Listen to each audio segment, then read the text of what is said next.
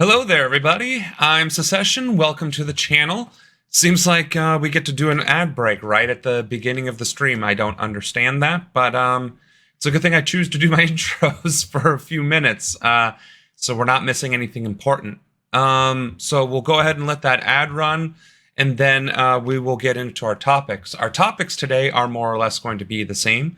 I know we had a lot of good conversations yesterday, and honestly, we kind of had to rush through them. 3 hours simply did not seem like enough. Not sure why there's yet another ad. I thought we just are running one. I don't know.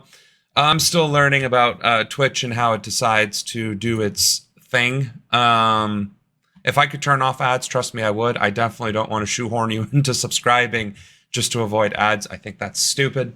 And I think Twitch does not seem to realize that ads deter viewers in the first place and hinders growth, and it hinders the platform far more than like the subs or anything else. Taking their grubby little hands into our pockets and taking half of our subs should be generating quite a lot of money, and it would probably generate even more money if people didn't have to click through ads just to avoid them.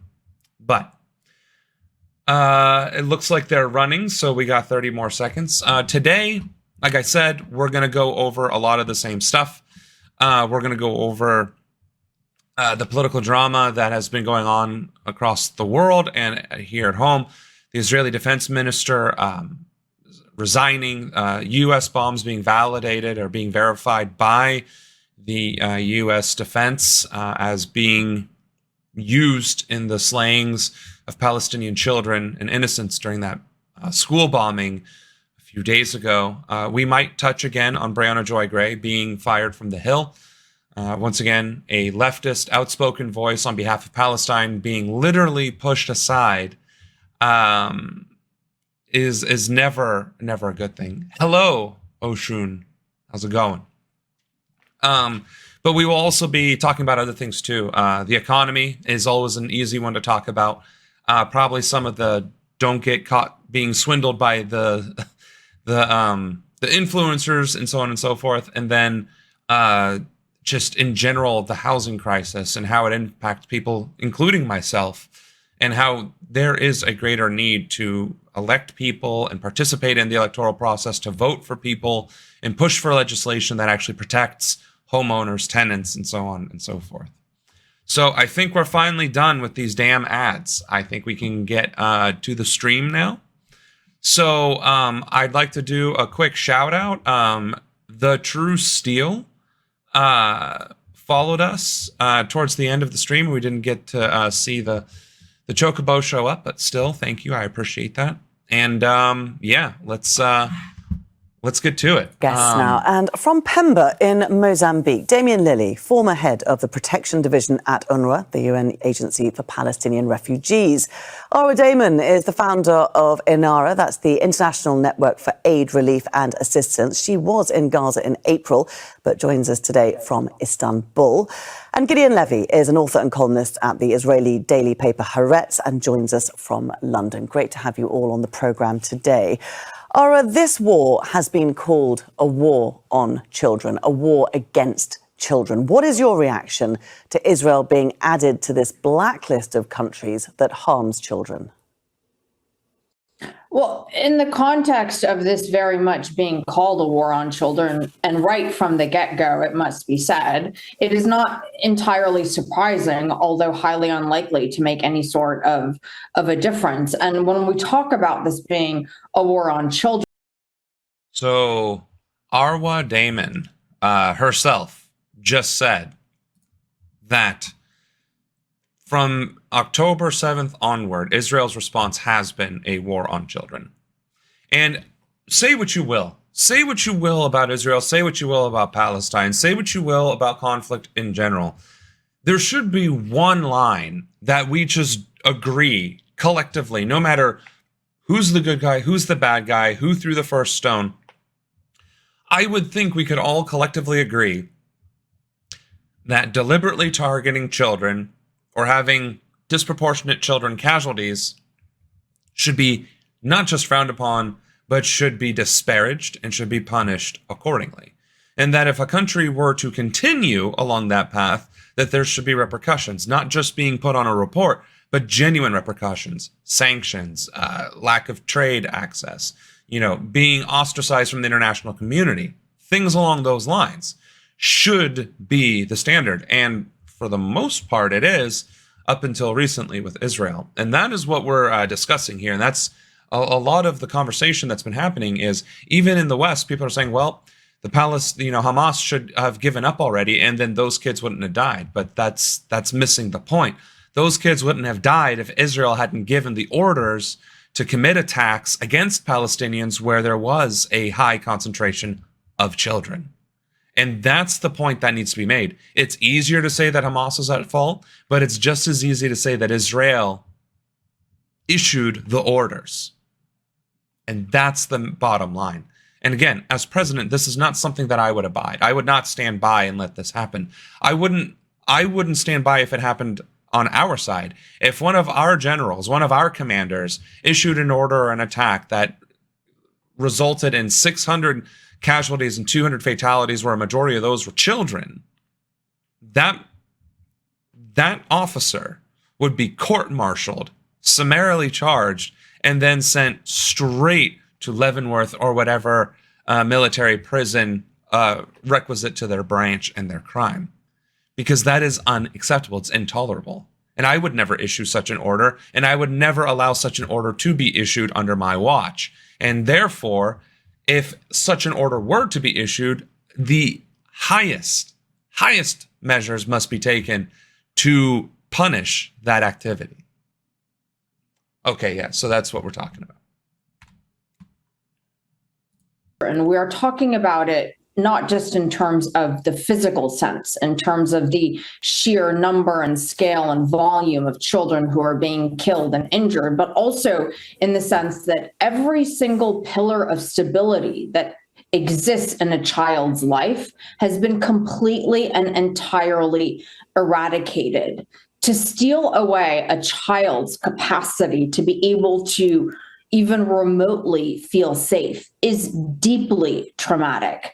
And then to have these constant daily triggers and traumas that are just reoccurring, compounding pain, compounding fear, compounding hunger, compounding even the most basic thing like the ability to, go to the bathroom or be able to, turn around and know that your parent is going to be there to be able to reassure you. I don't really think that we have a full ability to understand just how deeply devastating this is on a child's psyche.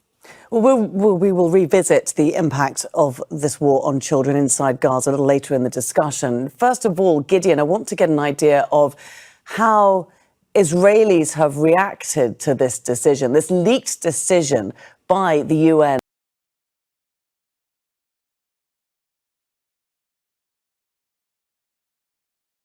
I mean, what else can you really say? If we want to call ourselves the freedom-fighting, land of the free, home of the brave, all this other stuff, right? If we want to say America is the #1 country in the world, and we don't give a damn about the literal trauma that is being inflicted upon the children of a generation of Palestinians who are now all refugees in their own home, in their own land. In Gaza, they are now refugees. And the repercussions of an entire generation being raised in that status, under those conditions, under those circumstances, and the ramifications that will have for the next 20, 30, 40, 50, or even 60 years is troubling. And we need to start truly paying attention to the human pain that is being being suffered out there. The words escape me, and maybe we shouldn't be talking about this for too terribly much longer, but I want to make sure that a specific amount of this stream is dedicated to highlighting that what's happening over there is not okay, it's not normal, and it doesn't need to be. And that the United States of America, the president, has the power to put an end to it like that. And as president, that's exactly what I would do. So let's listen to a little bit more, and then we'll move on to a different topic. And the Israeli ambassador to the UN. Israelis like Israelis, accusing the entire world and not looking upon themselves, not taking any accountability. This society, unfortunately, lives in such a denial and brainwash that nothing can penetrate it. And immediately you hear the attacks on the world, not only by the ambassador or the prime minister who claim that Israel has the most moral army in the world. I can't think about a sadder joke than this in those days, especially. But it's not only about them, it's about the general feeling in Israeli society that whatever we do is justified, that we have the right to do whatever we want after the atrocities of the 7th of October, and that nobody can stop us. And there you have it. I don't know why this isn't transitioning. There we go. Case in point, Israel thinks they're above the law. Israelis in general think they're above the law. The administration thinks they're above the law. And that's been the historical context for the past 70 years, ever since Israel became a state. That is exactly what they have done. Whatever they wanted, however they wanted, whenever they wanted. And this cannot continue. That is literally the definition of a rogue state. And remember, folks, Israel has attacked the United States in the past. And our president at the time had to forgive Israel and accept the excuse that it was friendly fire. Now, again, Israel is an ally in the strictest sense of the word, but so was Saudi Arabia, and they dropped the petrodollar. So if our allies in the Middle East are betraying us or leaving us behind or violating that trust, then why are we having these alliances in these relationships in the first place? Now, does that mean we need to be aggressive with Middle Eastern countries? Absolutely not. Does it mean we need to, to give Saudi Arabia the middle finger for giving us the middle finger? Absolutely not. It means we need to do the adult thing and look at why are these relationships fraying at the edges. What are we doing as a country? What is our policies impact to these relationships, and what can we do better? That is the difference between empire and colonialism and manifest destiny and whatever other nonsense we've been doing for the past century, and leadership, which is exactly what we need in this country. Now, moving on from that, there is some interesting breaking news. This is being mentioned on all of the major news networks, so this isn't just Fox News or MSNBC. This is CNN, the Associated Press. We've got Pac-Man, and we got a bunch of other people here too, all corroborating on this story, which is that Hunter Biden has also been found guilty on all counts of his charges. But the difference Paula Reed being, just walked outside. and we'll get into that. The difference being that with the Hunter Biden case, these are federal charges. Now, Joe Biden as president, i.e. leader of the federal executive branch, right? That's his jurisdiction. He could theoretically pardon his son, although he has publicly stated otherwise. It will be interesting to see in the days and the weeks and the months ahead, especially during a presidential election year, what happens with Hunter Biden now that he has been convicted. So let's find out more. She's joining us right now from Wilmington, Delaware. What's the latest you're hearing, Paula? Well, the jury has found Hunter Biden, the president's son, guilty on all three counts in this case after 3 hours of deliberation. Count 1 is a false statement in the purchase of a firearm. Count 2 is false statement related to information required to be kept by a federal firearms licensed dealer. Count 3 is possession of a firearm by a person who is an unlawful user or addicted to a controlled substance. So he has been found guilty on all three counts. Now, the jury here is comprised of 6 men and 6 women. It is a majority black jury. This is day 7 of this historic trial. This is the first time. I think that is worth mentioning. Honestly, normally I would be against the identity politics. Be like, okay, why does it matter that the jury was predominantly black? Because when black people are charged predominantly in our criminal justice system with similar or even lesser crimes, they get the entire book thrown at them because the jury is comprised of mostly white people. And even if it isn't the majority black, that's my point. Even if it is majority black, 7 out of 12 jurors, this could be substantial anyway, because this would really be comeuppance. It's like, okay, so rich white boy with powerful daddy broketh the law, we're going to make sure you're held accountable. And that's one of the things that our criminal justice system kind of does well and kind of doesn't do well. For one, when it counts, it fails miserably. But when it can be construed during an appeal process, like, well, Your Honor, of course, a majority black jury was going to find my client a powerful, successful white male guilty of criminal charges because of reasons, right? But let's talk about that a little further. Why is it that there are no women on rape cases or sexual assault cases? It's because an overwhelming majority of women cannot be unbiased in those cases because an overwhelming number of women have suffered similar events to those cases. So it's very interesting to me that the jury was predominantly black and found him guilty. Not that he wasn't guilty, and I'm sure that the evidence supports it.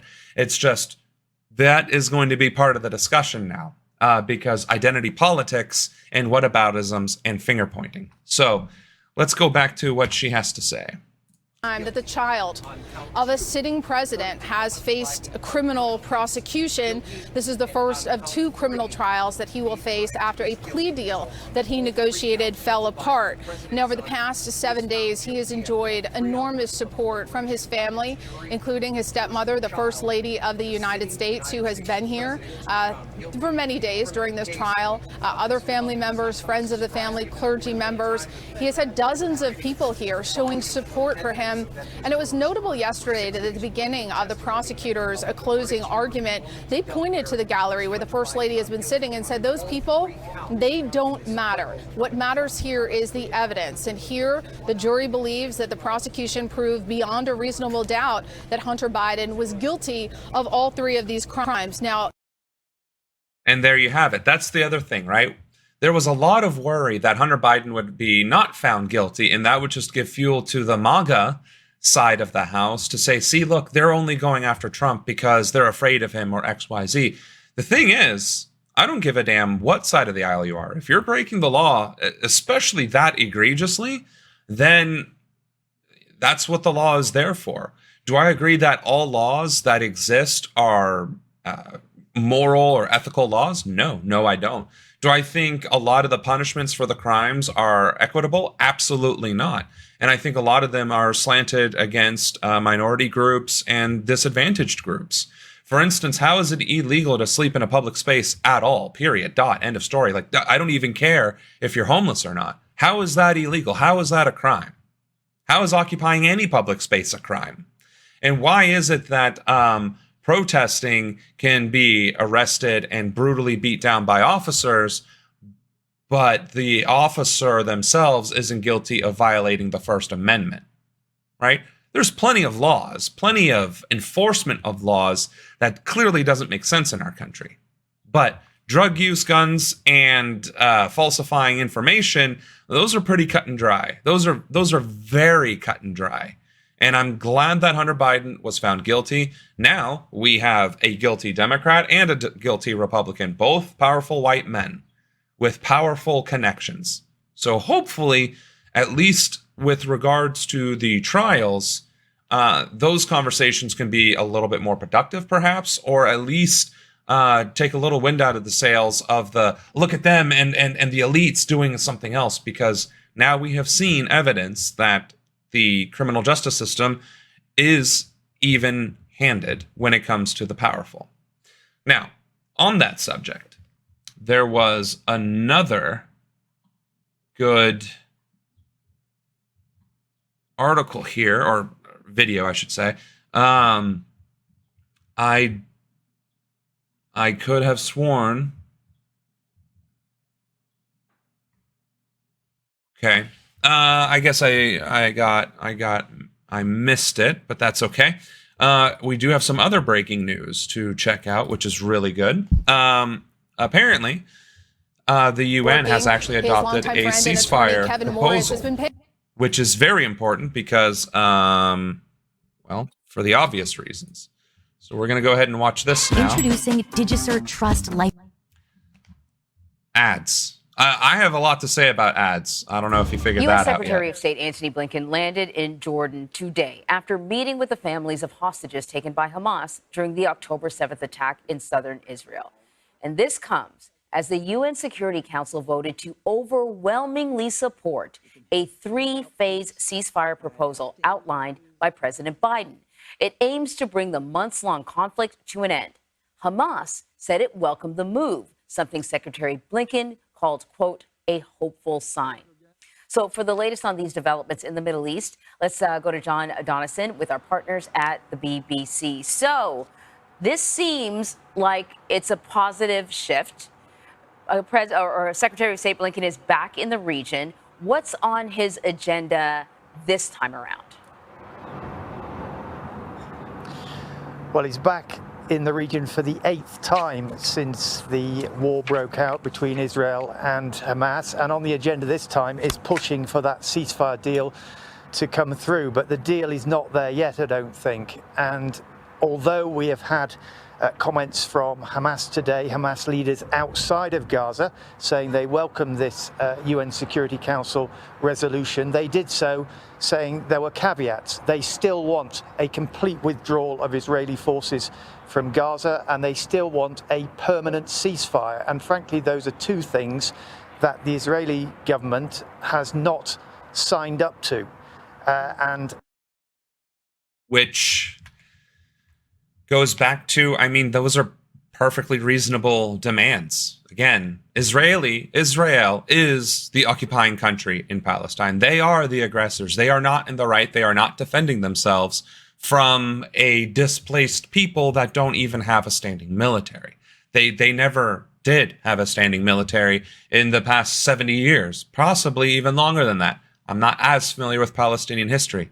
The point being, this was never a war. This was always a one-sided conflict. And the fact that Israel is still hesitant to agree to leaving Gaza alone and removing the troops is kind of insane. Don't tell them that.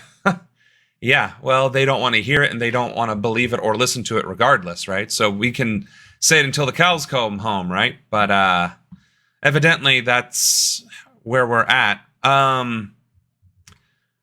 I wanted to see, I thought there was, I clicked on the news and I'm barely getting a page's worth of news coming out from YouTube, so that's kind of awkward. But yeah, exactly. Your congresswoman kicked and blocked your phone and email. And actually, no, that's a good segue. Kicked you out of her office. That's impressive, bro. Who's your congresswoman, if I may ask? You don't have to tell me where you live, per se. Just, who's the congresswoman so that we can all share in the revelry.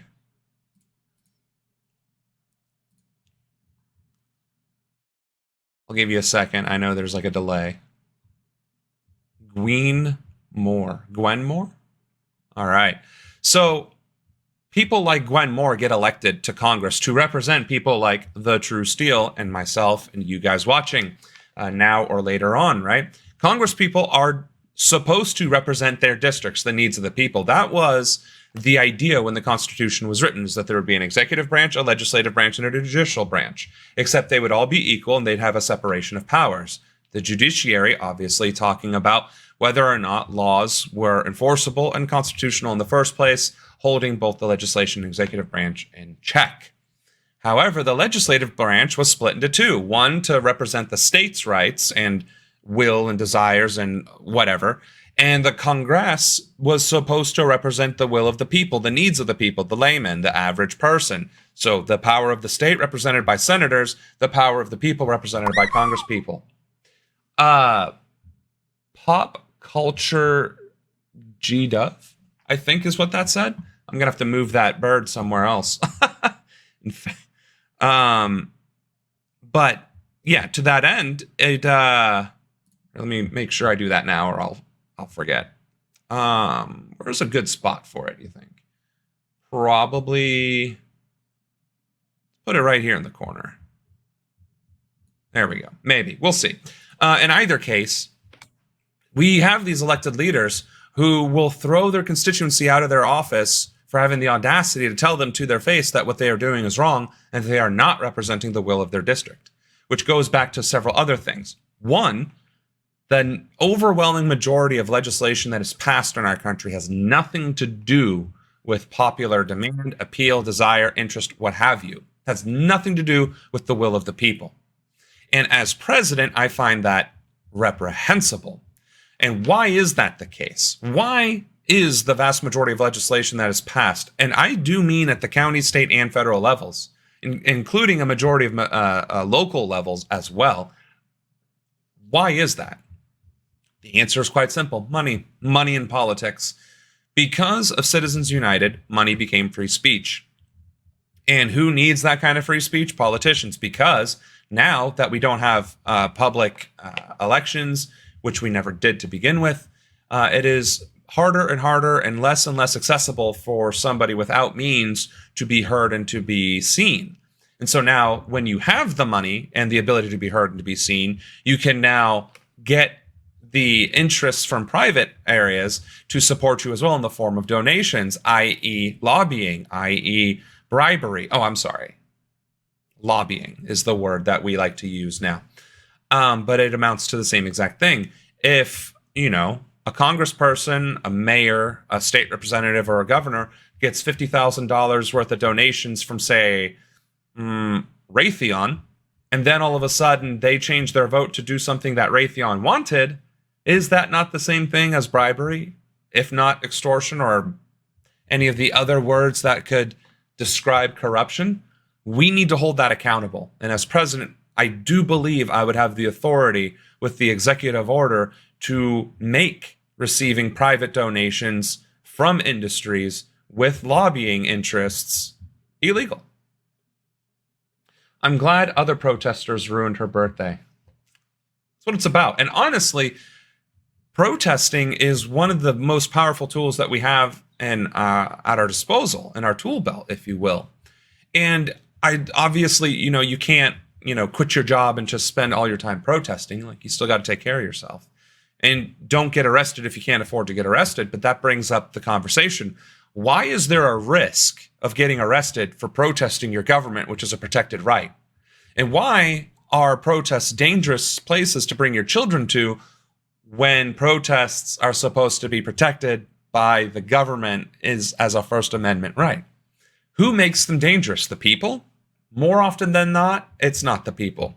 More often than not, it's bad actors who tend to be undercover police officers who stir up the protesters to try and get them to act violently or out of, their normal, calm, peaceful protesting activities. And what do these police officers do? Do they try and arrest people through, actual conversation, like, sorry, you're breaking the law, you need to come with us? No, they use medieval tactics with their shields and their batons, trying to intimidate and threaten protesters into submission. That's why protests are violent. That is why they are dangerous. And that is why they are not safe places for your children. But if we teach our children that we are being oppressed by our government, which is the whole reason why the country exists in the first place, because we were trying to flee tyranny from England, then maybe, just maybe, those kids will grow up to run for office, to get their friends together to successfully run for office and get into positions of power and authority to hold these people criminally accountable for violating people's rights. So that was a slight tangent. And I am seeing a spicy piece of video that we can watch, actually.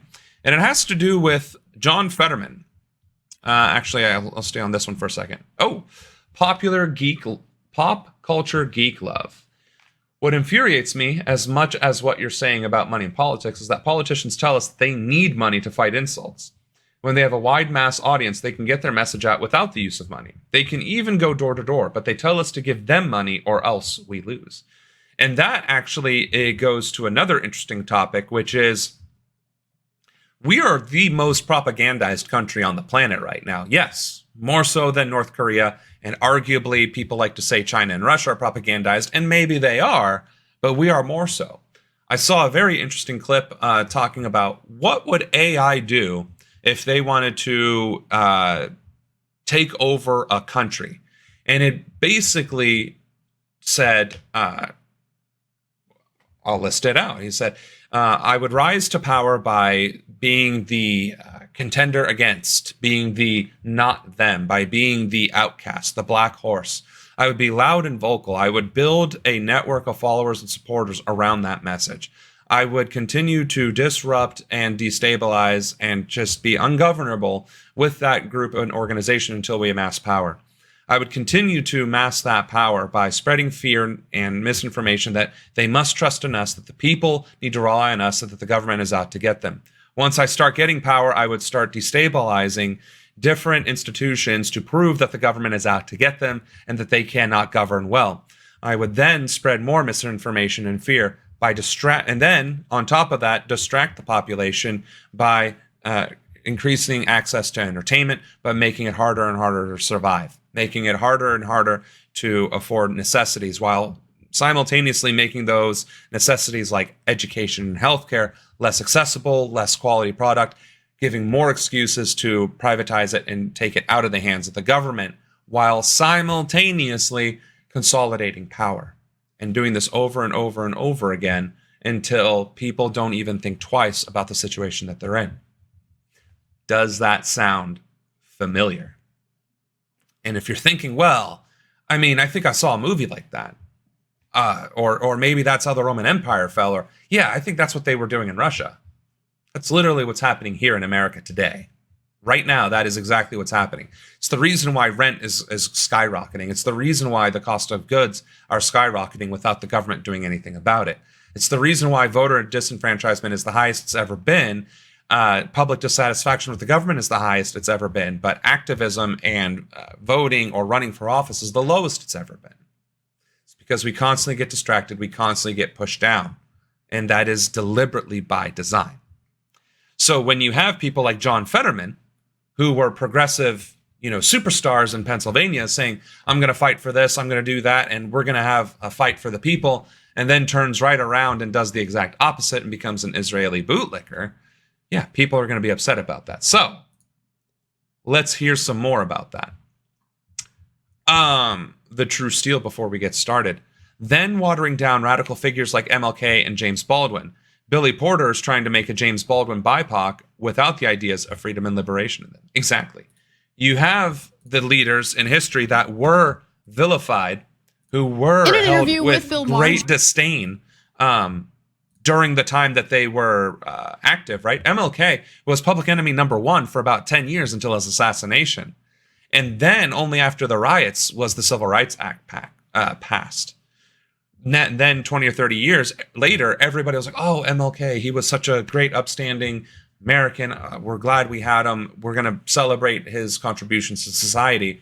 When those self-same people would have been the same people throwing sticks and stones at MLK and the other marchers. So history loves to rewrite itself, to venerate the past with, gold-tinted lenses, I guess, while simultaneously repeating or recreating the atrocities of the past in the present. So let's get into this with John Fetterman here. John Fetterman said that his dramatic departure from progressivism and steadfast support for Israel are related to his many health issues, which I kind of suspected that, but let me go on. Mar asked Fetterman, why on earth would medical issues cause you to betray your quote-unquote strongly held beliefs and moral code? I could have terminal cancer tomorrow and 10 days left to live, and I would still fight against Israel committing genocide against Palestine. I would still fight for universal health care and education. I would still fight for accountability in government. Why on earth would being sick in any way, form, or fashion change my views? Bob Marley movie was a flop, and we have Lady Demon Vu. Demon Vu. I don't know if I said that right. Lurking. I guess I should have a lurk command, but I don't know what to... Again, I'm new to this, so cut me a little bit of slack, but welcome to the stream. Glad you guys can make it. We're breaking down how is it that somebody who was so left-leaning and so popular and is the reason why they are now serving a 6-year term in the United States Senate could so dramatically betray the people who put them into office in the first place. If his 2022 stroke and challenges with mental health have given him, well, the way he worded it was a sense of freedom. And he said, absolutely, there's a line from the first Batman where Joker's like, I've been dead once already. It's very liberating. It's freeing in a way. And I just think after beating all of that, I just really want to be able to say the things that I have to really believe in and not be afraid of if there's any kind of blowback. Okay, so look, I'm in favor of people actually saying what they mean, not. Are we finding some freedom in Costco, or are we taking care of ourselves? Because I actually have a grocery run to do probably tomorrow or the day after, unfortunately. But on this topic, so please answer that. But what he just said, now that I have faced death and survived, now that a country is committing genocide, creating mass death for a victim country that doesn't have its own government, well, has its own government, but it doesn't have its own military or control over its own natural resources or utilities, now all of a sudden their lives don't matter because an epiphany after coming that close to death? That doesn't make sense. One would think after having a brush with death, you would be more empathic. You would be more vocal, more outspoken against corruption and suffering than in support of it. So anyway, carrying back on. Man, this transition just does not like happening. Holding back, revealing who they really are. It would have been nice if Fetterman did that as he was campaigning, and he did campaign as a progressive. He was able to rally progressive voters to support him in his Senate race. That was the correct time to really speak your mind. But doing it after you win your election and basically, I mean, just trashing the very people who helped you get elected, not really something I can get behind. Martin asked him to explain what he meant when he said last year that he's not a progressive, I'm just a regular Democrat. And here's what he said about that. I didn't leave the label, it left me on that. Okay, after what happened on October 7th, I really knew that whole progressive stack would be blasted apart and there would not be any kind of way how the Democrats are going to be able to respond to that. Okay, so he's still having a little bit of difficulty speaking. I'm not making fun of him for that. It is a symptom of the stroke that he suffered, so bear with me as I try to read his statements. But look, Waz, to be honest, after October 7th and before Israel ramped up its war in Gaza, there were some comments that really bothered me, right? I do think that you should acknowledge the humanity of Israeli civilians. And I feel like some on the far left were dismissive of that, and it made me uncomfortable. But to then just latch onto that and totally dehumanize Palestinian civilians, I mean, it's amazing to me. He's totally fine with treating Palestinians as if their lives don't matter at all. And just hyper focusing on the small, loud group of far left people who, immediately started talking about how bad Israel is after Hamas carried out those attacks. I keep wanting to say popular culture. Sorry. It blows my mind, going back to your point about civil rights and MLK Jr., that it was Richard Nixon who tried to get at least one civil rights leader, might have been Jr. himself, out of prison, at least by talking to Eisenhower about it. Eisenhower said no. Kennedy swooped in, and then, years later, Nixon was a much different person in the late 1960s.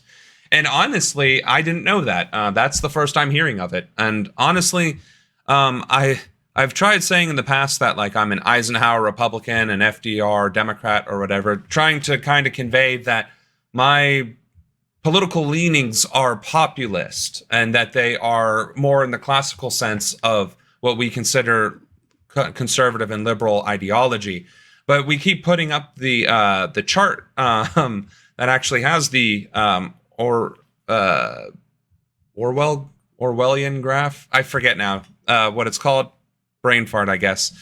I'll blame the TISM or something. But seeing that Nixon was actually trying to advocate for MLK Jr. during the civil rights movement, to then know historically that he would then commit damn near treason, right? Scandal of the century with Watergate is shocking. And what's worse is that there is a radicalization pipeline in this country that's been around obviously since way back then, but also in the present. There are many people who in 2017, 2016, 2015 were as far left-leaning pro-Bernie people as you could get, save the trees, hug the dolphins, kiss the babies, end war, peace, love, unicorns for everybody. And then 1 year ago, started coming out as Nazi sympathizers or becoming pro-MAGA or becoming some other extreme alt-right mindset, which is shocking because how could you have supported Bernie Sanders, who admittedly is more of a centrist on the scale than anything else, but then go to the alt-right extremism? Typically, if you're center left, you tend to go more left. That's what you should do. But some of these people were talking about, we should have communes, we should, dismantle the administration and just use public funding to fund everything and just have people administer all over the different programs and then just, be part of a community role, get rid of the economy and all that. This far left to, we need authoritarian dictatorships. Nazis aren't so bad and Israel can do no wrong. That's insane to me. That is absolutely insane to me. The MAGA communists, exactly. And it's not just the left. I mean, again, there were perfectly normal people who were in the middle, who were, leaning one way or the other. They're like, I'm disgusted with this Trump and this Bernie. Can't we just have a normal politician like Obama or something? And that's who voted for Hillary. And then now they're either frothing at the mouth MAGA or frothing at the mouth, Joe Biden, which is actually right here, MAGA and then Biden, not realizing that they're basically two halves of the same coin. And it's just frustrating. And the question is, why is the country so polarized? And why are people so susceptible to being polarized in the first place? And the simplest answer, the answer that nobody's going to really want to hear, especially not on this channel, is that is what is in the news. If you are constantly bombarded with a specific type and format of information that is constantly spitting out the same type of information, you will internalize that information and handle and intake what that kind of information is delivered. It's one of the reasons why I'm trying to do this stream being calm, being a president, trying to provide answers and solutions, not just bringing up the problems. Because again, I could be like, these sons of bitches, all they want to do is talk about MAGA, MAGA, MAGA, MAGA, or Biden, Biden, Biden. And oh my God, if you could just shut up, pay attention, pay your taxes, go to the voting booths and just vote for somebody, we could fix these problems. And maybe I would generate a few more followers by doing that. But there's enough of that. There's enough of that insanity going on. And what does that really do? What does that really prove? That I can go crazy for 3 hours or 10 hours? Does that actually provide nuance? Right? Again, I waste my time just as much as everybody else on the internet, and I'm going through the reels, and they are addictive. And I realize that it's even more susceptible for somebody with ADD or autism or whatever, because we are so easily stimulated, and we need to be stimulated. Otherwise, our brains get stimulated regardless. So having an outside stimulation makes our brain shut up for 5 seconds, and we can actually have some calm. Right? That's probably why a lot of us are thrill seekers and do crazy things like, challenge authority and not care if we get fired or not care if we have to drain a third of our savings to leave a shitty living situation. Right? Normal people, quote unquote, would never do such a thing. They'll be like, okay, I guess this is what we're dealing with now. Right? but to the point of the news, right? The reels and their addictive nature. You come across some stuff, right? Pretty girl dancing, comics, science, comic science. Ooh, cars, neat, sports. And then you get the politics. But what politics do you usually get? Do you usually get nuanced conversation? Do you see Bernie Sanders addressing Congress, or Senate rather?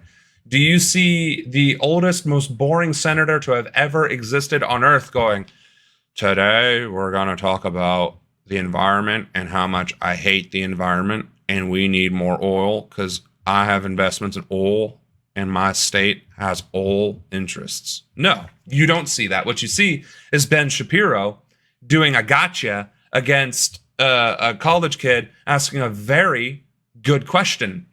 Specifically, the question was, why is it that the worker gets treated so much worse than the employer when it is the worker who allows the employer to exist? And Ben Shapiro's like, well, it's because the employer takes on all the risk. They invested all the capital. The investors invested all the capital. They were the ones that bought the machines, the lease, the land. They're the ones that have to comply with the laws and the regulations and make sure things happen. And if the business goes down, they're the ones liable for all the losses, whereas you're just out of a job. And it's like, that is the most disingenuous nonsense. But the way he dropped it, he said, and you'd be an idiot to think otherwise. And the whole class, the whole college course, the whole college classroom, colleges being notoriously left-leaning, right? Because being exposed to other ideas somehow makes you more empathetic or something crazy, right? That entire college classroom gave Ben the big O, right? The big clappy clap clap. But in reality, he's wrong. The business owner happens to have money. Yes, how did they acquire that money? 99% of the time, inheritance. And even if they were one of the few that actually made their money through hard work and effort, guess what? You still couldn't get to a place of hiring somebody unless you did enough work to get to a point where you needed to hire somebody. And then that person hiring you facilitated your idea, product, or service to go to that next level. But without them, you would still be stuck spinning your wheels, being overwhelmed, or not having the resources, the knowledge, the education, the whatever to get ahead. And that would have been just as much of a mic drop gotcha. Scott, where are you? I don't know who Scott is. I was told vote Hillary or else we lose. I was very hesitant to cast that vote, and I kept saying it really wouldn't matter, but I said, fine, have it your way.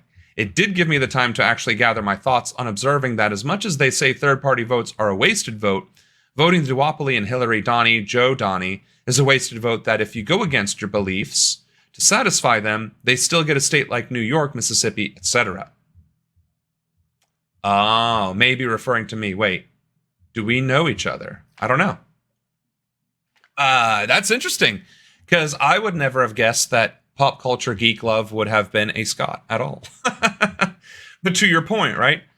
The front runners are a 34-time convicted felon and somebody whose faculties are being questioned by their own party and a dynasty implant, whereas the next runner-up is Jill Stein from the Green Party, and the Green Party has arguably no legislative power or influence anywhere in the country. And so the question is, we have third parties. We don't need to make another third party. We have them. Libertarians are still a third party. The Socialist Party is a party. The Communist Party is a party, right? We have third parties. What we don't have is influential third parties. And so what's another interesting statistic? Not vote is the highest voting bloc in America, meaning that the not voter, like the people who just don't vote, would collectively have more votes than the Republicans and the Democrats combined. Meaning, if you could earn their votes as an independent, a Green Party, a Libertarian, Socialist, Communist,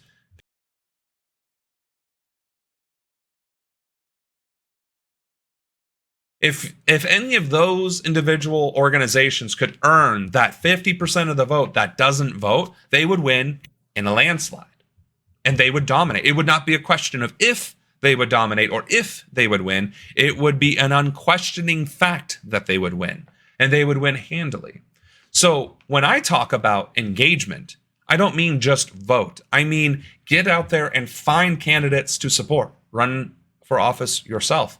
If you don't know how to do either of those things, then at least communicate with your elected official. And if you don't know how to do that, I got you covered, because in my About Me page of this channel, Twitch, you can go to the panel buttons and click on it, find your rep, and then click on the button next to it, write your rep. So we can get involved in civic engagement. We can do that right here, right now. Let's go. But we are going to need to step up as well. Some of us are going to need to run for office. Some of us are going to need to help them run. Some of us are going to need to spread the word. And all of us are going to need to vote for them, not the Republicans or the Democrats. That is how we do this thing. And quite frankly, that's how the Tea Party and the Freedom Party started getting their influence in the Republican Party. They knew that they would lose a majority of their races the first time. They knew they would lose a majority of their races the second time. But they knew that they would start winning more races the third time, the fourth time, the fifth time. And all they needed was a 3% majority in the GOP to start influencing that party, because the 3% rule, it takes 3% of a given population to influence that population. And now look at MAGA USA. We could do the same thing. We could either infiltrate the Democrats, we could infiltrate the Green Party, we could infiltrate the Republican Party, we could infiltrate every single party while activating voters who do not vote because they are disenfranchised and disgusted with the system. We can say, listen, be disgusted. We don't like them either. That's why we're going to primary everybody that is running for office. And we will pledge, we will sign a document, legally binding, whatever it takes, to prove to you our sincerity and legitimacy that we will represent you. That would be a populist revolution, the likes of which would have never been seen in America. And dare I say it, other than in the French Revolution, has not happened in history. Click on my profile picture. Do I look familiar? I help run and vote. Exactly. Yes. So, okay, I guess you two do know each other. Fantastic. Scott, I could use your help. Spread the word. And actually, on that subject, Twitch is very clearly not a political forum. It is very clearly not necessarily the best place to promote political ideology. YouTube, also not so much. Facebook, definitely not. Twitter, and then there's Instagram, which is also owned by Meta, which also says we do not like to promote things about civics or controversial topics. So if social media is collectively bad for organizing, then why am I even here? Why am I even wasting my time? How do we get more people, though? And what are we doing about it, right? So why am I here? Why am I wasting my time? One, because Hasanabi exists, and that's proof that there is at least 21,000 people on average at any given point of the day that are interested in discussing politics and current events, at least. The second reason why I'm here is because Twitch happens to be very left-leaning and open to politics, which is nice.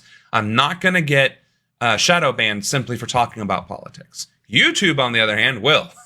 They absolutely will. They demonetized candidates before. They'll do it again. Facebook, obviously, blatantly denies candidates. So, ironically, gamers and nerds, right, represent, we're the ones that actually have a platform with the greatest possible potential to reach other voters, other interested people in politics and civic engagement. Now, what can we do about that? Obviously, not as many people are on Twitch as, say, Facebook or YouTube. So we can encourage people to make Twitch accounts, if for no other reason than to watch this, or to share this stream to those other channels and encourage people to watch those from Facebook or Twitter or Instagram or wherever it is you can actually watch this from.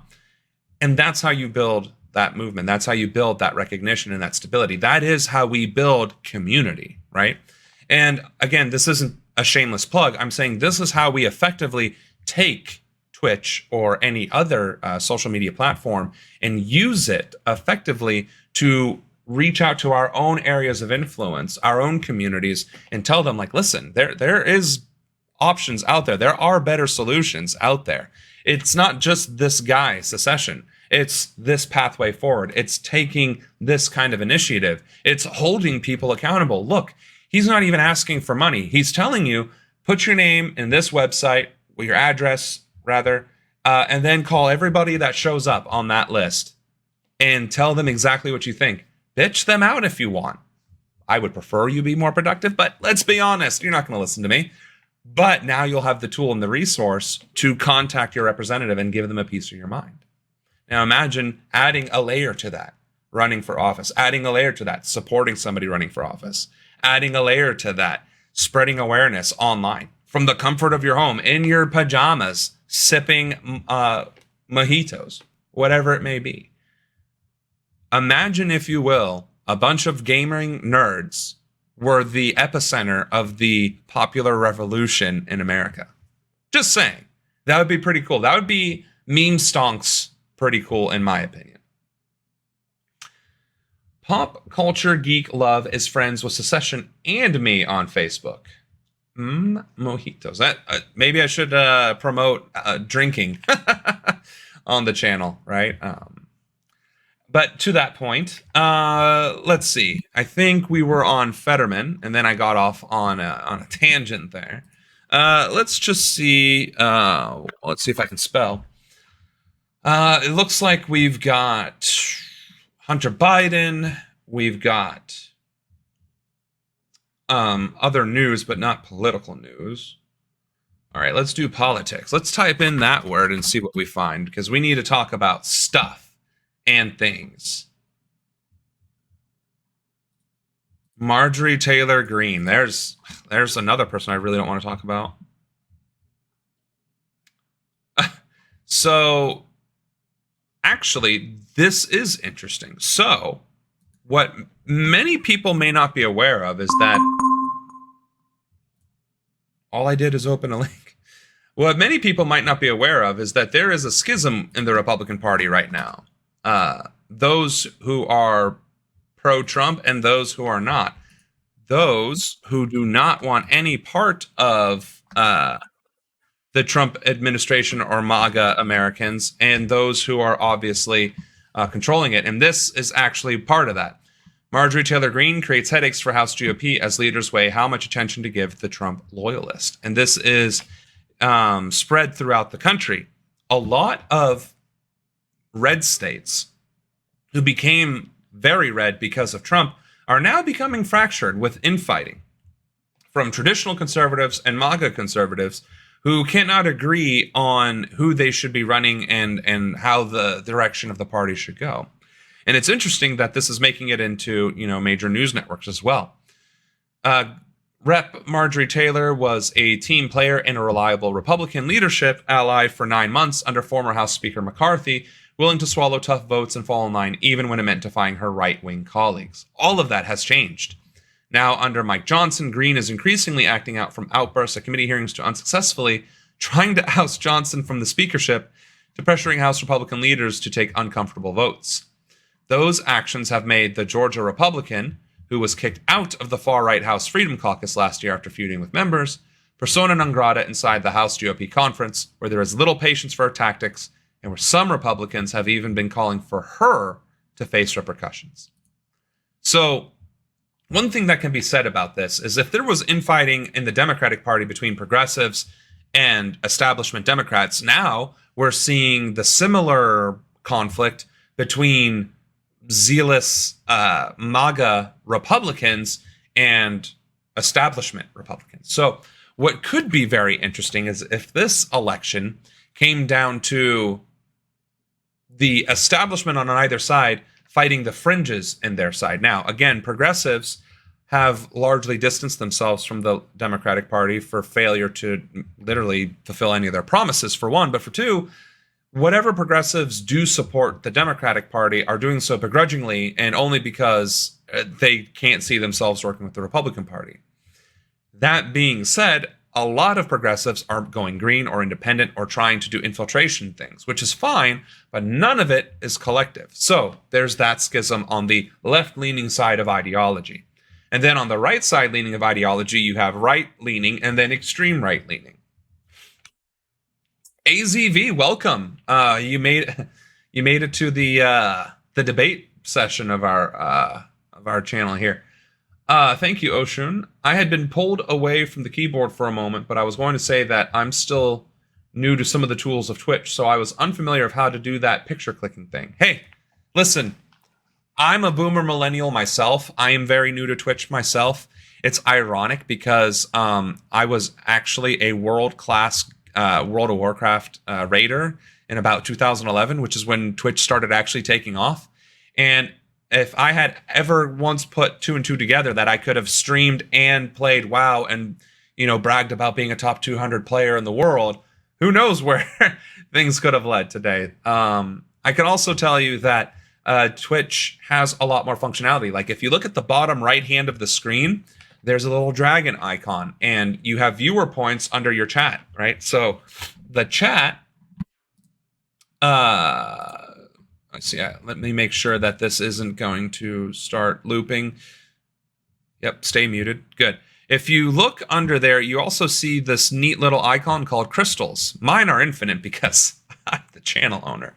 But you can feed the dragon that is below the screen and interact in that way. I actually was thinking about putting the dragon on the screen, but it takes up way too much screen real estate, so I didn't do that, unfortunately. But anywho, what's bizarre is that I've been a Twitch audience member for about, then you know more about it than I do, because I'm not saying I'm a carpetbagger for Twitch. I'm saying I don't know how to handle social media. I genuinely don't know how to handle social media. I am beginning to understand the appeal of streaming. I am understanding why people would come to watch somebody like me or somebody who's really talented at a video game, play said video game, or talk about whatever subject. I am beginning to understand the appeal. It's interrelatable. It's personal. You feel immersed. You might not be getting the information you're wanting right away like you could from a video, but that video will always be there, and this is more engaging. This has more interactivity, right? And we are a social species when it comes right down to it. So parasocial relationships might be risky and scary and whatever else, but you do feel a broader connection. So I'm beginning to understand how Twitch appeals. I'm still having a hard time with, Facebook and Twitter and Instagram and how they even function, how they generate, and interactions and all this, that, and the other. But maybe the big problem is I'm a politician. I've ran for office. I've been on ballots on many occasions. I've spoken at the highest levels of what our country has to offer. Short of a presidential debate, I'll give you that. But beyond that, I did actually put those debates in my channel as well. So after the stream, preferably, feel free to watch those debates and realize that I'm not just some guy sitting here pretending to be, president one day. I'm somebody who has actually walked the walk and talked the talk. And I just realized I wasn't really centered. So, anywho, it's also great because you can chat with the streamer and other chatters, right? And that's the thing. Every time I have ran for office, whether that's DNC chair, Congress, or state representative, I have always asked my constituency to give their opinion on an issue, right? Or I would ask them what is their primary issue, right? So, and I get it. Chat, once your Hasanabi scale, you would have to just do polls constantly. Hey, chat, what is your top policy position? And then the moderator would have to probably create a poll with like 10 options and then give it 10 minutes and be like, all right, now let's talk about this. And then chat's just doing this like crazy. And I'm like, all right, we're going to pick Oshun. We're going to pick AZV, Pop Culture Geek. Who else is on there? Oshun, AZV. Yep. And then we're going to talk about it from there, right? From then to now. The other thing, too, is you get that immediate feedback, right? If I'm doing something that you don't like, you'll tell me. Like, hey, why are you acting like that? I thought you were, Mr. Future President. Why are you dressed in a wife beater, smoking, cigars live on stream. That seems pretty Andrew Tate-like, don't you think? Let's see. You'd kick some serious rear end at a presidential debate. You know, would it be shamelessly self-serving if I actually posted the video where I did insert myself into the third Republican primary debate where the questions were asked and I answered them? Would that be shameless self-promotion, I guess? Because I absolutely would have mopped the floor with those clowns. That's not even a question, because it's not like, okay, I'm not claiming that I have all the answers or that I'm right about everything. What I am saying is what I am fighting for, the policy positions that I have, I know very well, and that I didn't just come up with them while scrolling through Facebook on the toilet. I did research. I looked at historical references. I looked at other countries to see what they did and what they were doing well. I took my military experience and how the military was structured and recognized that a lot of what we're doing is needless suffering and intentional distrust and stress creation to keep us subjugated, to keep us from actually literally asking questions or fighting back. And so my policies stem from actually increasing the amount of democracy that we actually have access to rather than suppressing it. Don't forget the OGs when you get to the Hasanabi level. Hey, buddy, believe you me, I have plenty of helpers with photographic memories. I'm sure they're making a list right now with the OGs to never forget them. Because I will forget, not because I'm cruel or callous or arrogant. I have when it comes to names, awful. And as a politician, that's one of the worst traits to have. I need to really work on memorization tools or something like associating, okay, knife, that's AZV, because AZV can cut the box with a knife. I don't know. I'd have to figure some sort of process out. But to that end, I don't intend to forget the little guys when, not if, when we become a big channel. Wait a second. Are you saying the nation's top leaders can actually listen to the voters and be attentive to what they think? I thought that was an extinct concept. You're also not a sellout. That really helps. So thank you. I'm not a sellout. I had the opportunity to be a sellout and didn't. I also had the opportunity to do some real good and was too green behind the... What in the hell? Malicious software from cloudfront.net. Okay, so we're going to drop... Well, I don't think we're going to end up dropping the stream, I don't think. I hope not. But I'm closing my web pages because apparently I opened something I shouldn't have. But the only thing I've been opening up is news articles, so that's questionable. Point being, I thought that was the alarm of do not say what you were saying. I mean, that did kind of work out that way, didn't it? I should play it off that way, right? But hey, I'm too honest for my own good.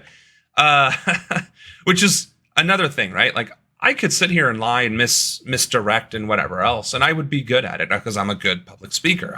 I can toot my own horn for that, but I would be disgusted with myself if I was trying to push or grift. That's the word for it.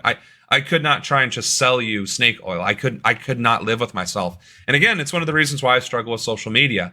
I'm not good at promoting myself. I don't like to promote myself. And I care more about the policy and the platform than I do about my face being the first thing you see every morning or for dinner time, as the case may be. But to that end, we were talking about top leaders can and should listen to their constituency. Obviously, you take everything with a grain of salt, right? Obviously, we have racists in this country. Obviously, we have TERFs in this country. Obviously, we have child molesters in this country. Obviously, we have criminals in this country. Obviously, we have some very, very, very, very bad people in this country. So those opinions we can immediately throw out. But then we have more reasonable people who also disagree, who want certain things. but don't agree on how to achieve those certain things. I don't think there is a single conservative who would be opposed to having more accessible healthcare. I don't think there is a single conservative that would be against that. The question is, how would that accessibility look? Would it end up raising taxes? Would it cost them more? Would it be considered socialism, right? That's the argument. The left would be like, no, seriously, universal healthcare solves all the problems, reduces the cost, X, Y, and Z. Let's do it. Shut the hell up. My job is to be able to navigate the end goal, universal healthcare, with the two conflicting, converging, diverging paths that don't agree but still achieve the same goal. So some people will want a more incremental or require a more incremental process. Hey, we have to allow the insurance companies to transition into something else. We have to slowly divest the administrations and the boards from hospitals so they don't, cause the entire thing to collapse.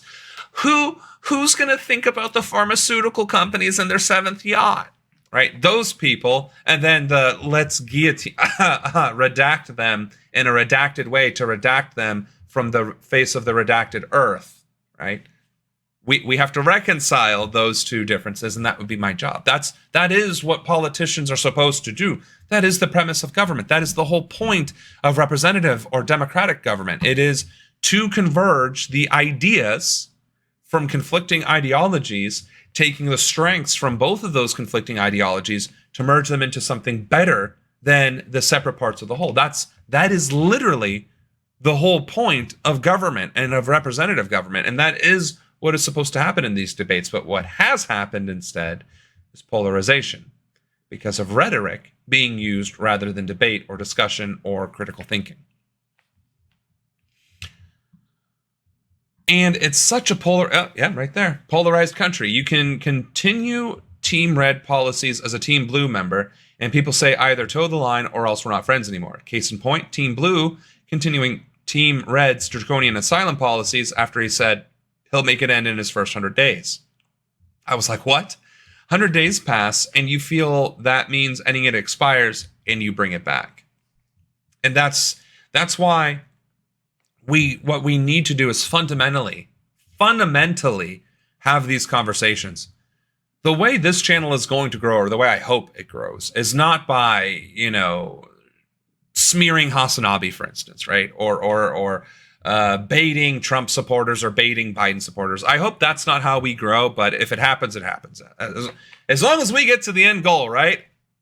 My intent with this channel is that it grows organically through collective word of mouth, saying that, hey, here's a person with the chops, the credibility, and the actual bona fides to back up running for office, to back up organizing people, to back up taking civic action against our elected leaders in a constructive manner.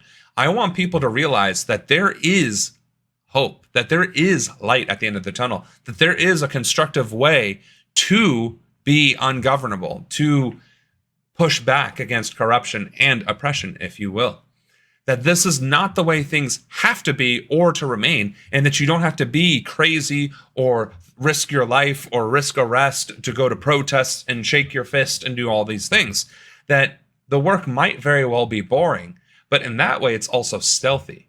And what's more important to people, being petty and getting one over on the person that they like, or being loud and showing the person outright that they were wrong and whatever else? To a greater or lesser degree, I would say that is a half. And we are trying to cater to the petty half. The half that's like, all right, so wait a second. You're saying if I follow your channel, listen to you talk, listen to you go on and on and on about Professor Ronan's education policy hour, and then those few little snippets, those 15, 30-minute gems, nuggets of how to contact your rep, write your rep, inundate my rep with hundreds of thousands of emails and convince all of my 100 friends and family members to do the same exact thing and just bury them bastards under just anger and outrage of the working class, the proletariat. You mean we could do that and actually affect change, and I could do that spitefully from sitting on the toilet at work, wasting more time? Hell yes. What I'm talking about is disruptive politics. I'm talking about putting to use the tools that are at our disposal in a productive means that can not only disrupt government and their corruption, but take advantage of your employer at the same time. I'm just saying. The partisans don't have principles. It's all about their team winning. And that's what we are trying to disrupt. If they don't want to let us play in their team, or if they let us on the team, they're just going to make us sit on the bench the entire time, then screw them. We'll play our own games. We'll play by our rules, and we'll do our own thing and make them regret ever having the audacity to turn us away or keep us limited. Because again, collective action is what we need. That is what we lack. Individually, I can't do anything. The 7, 11, 20, even the 20,000 viewers that Hasanabi tends to average, 20,000 people is not going to sway national politics if the only thing those 20,000 people are doing are watching Hasanabi stream. If those 20,000 people, each of those 20,000 people that generally watch Hasanabi, wrote their senator, wrote their congressman, left a voicemail, left a text message, made a copy-paste automation thing, whatever, to their entire elected list daily, that could make an impact. That could very much so make an impact. I'm not going to lie, 20,000 people acting in unison, in concert, chances are that covers all 50 states. There's 3,700 counties in America. Let me make sure about that. I think there's 3,700. I'm fairly certain I had to look that up before. How many... music's going to play. Nope, I'm going to just close that tab. I don't want to risk the copyright strike here. How many counties in America? 3,143. My apologies. There are 3,143 counties. And amongst 20,000 viewers, it can be reasonably assumed that on average, 7 people in a given stream live in the same county in Hasanabi. Now imagine 7 people writing their mayor, writing their county person, writing their state rep, writing their state senator, their governor.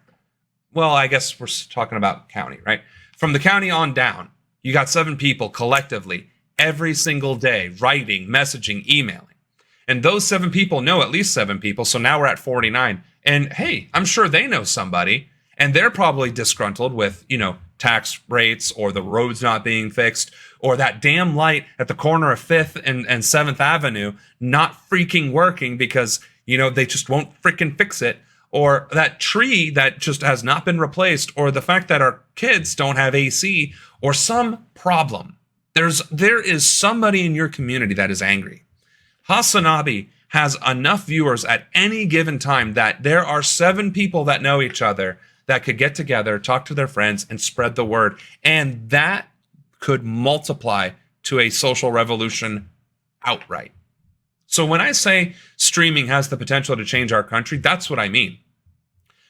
Unfortunately, the people with the viewership, with the resources currently, as it stands, are not interested in civic engagement. They are not interested in changing the status quo. They are interested in being entertainers, which is fine. Good on you, Hasanabi. You've made your money. You are spreading a message. You are conveying a message. You are educating people who would otherwise not have that information, and you're doing a great job of it. Some of your views I disagree with. Okay, let's have that debate and that discussion. But effectively, you are an entertainer who is providing information in a way that people want to hear it, that isn't the news, which is great. Congrats. Thank you. You are serving a part in our country and our society, and you are fulfilling that role. Good. My job, my take on that would be taking those 21,000 people and getting the ball rolling. Let's see. I thought I turned off the timing on this, on the chat anyway, because it kept disappearing and I kept being too late to reaching to it. So we're going to turn it off on the main screen here. The partisans are okay. Yes. And to avoid the character limit bit, I do want to continue that point in saying that Team Blue voters don't care that he's continued it. They still want him to win, and that Team Red will make us become a horrible country. Exactly. if we don't win, they will, and it's going to be worse if they do. Don't worry about what we're actually doing. Everybody says we're a banana republic and support a banana republic. I mean, for those who don't know what banana republic means, and I'm a little fuzzy on the definition myself, banana republic, other than being a chic clothing store for young, hip people, let's see, definition. Come on. A small nation, especially in Central America, dependent on one crop or the influx of foreign capital. So that's how it's typically used, that it's a banana republic, but really that it means it's an oligarchy, a corporatocracy, a thing, an authoritarianism that's surrounded by one tiny group. SaSeshen, correct. Hasanabi is an entertainer mainly. So bright. You mean the guy who dunks on the horrible people in the media and politics who are on Team Red? And that he makes himself out to be a guy who gets it? Yes, but he could be so much more if he wanted to. Like, I can't stand Destiny, but he has helped get people elected to office. Probably not great people, but it proves that it's possible. That's actually interesting. I didn't know that Destiny got people elected into office, but that goes to show that you can use your platform for the greater good. And again, I'd be happy to debate Destiny. I'm fairly certain I have watched some of Destiny's streams and videos, and I'm fairly certain we don't agree on, I don't want to say much, but I know we would definitely have some spirited debates. But hey, he did use his platform to do the civic engagement. And honestly, I'm happy enough to get people engaged. We can worry about the details later. I don't care if you would even vote for me. Vote against me. Wholeheartedly, with your full chest, hate me and tell your friends and neighbors how much I suck, how woke I am, how much of a cuck I am, whatever you want to say. But vote. And get everybody that you're bitching about to me, or about me too, get them to vote as well. Just get active. That's all I care about, is get active, get registered. I'll tell you. I'll gladly tell you. Bitch to your elected official. Get in their faces. And then talk smack about me over the dinner table. I do not care. If you happen to support me, even better. That means future president is that much more likely. And then we can start getting some real work done. That's what's necessary. Yes, that guy, his politics aren't that bad in general, but his job is to entertain first and foremost, which is unfortunate. Destiny is pro-Israel. Unfortunately, I can't stand him as well. High-class Old Navy. Yeah. And to be fair, I bought these at Kohl's. So, I mean, it's not like, you know... Wait, no, I bought these at the Men's Warehouse. That's where I went. I mean, we get people who take the clips out there of people who don't hear themselves and shine a light on it, which is good. But then you find out that you have a Jon Stewart and a Hasanabi who do that, who have been a hypocrite themselves. Jon Stewart spoke out against Trump with the real estate stuff, and he did exactly what he complained about, for example. And yeah, I saw Destiny get his butt kicked on Israel for almost 5 hours straight. It was beautiful. There. And honestly, I'm not even... well... If you're going to be on the wrong side of history and then go on a debate panel that is on the right side of history, you're going to get what you're going to get.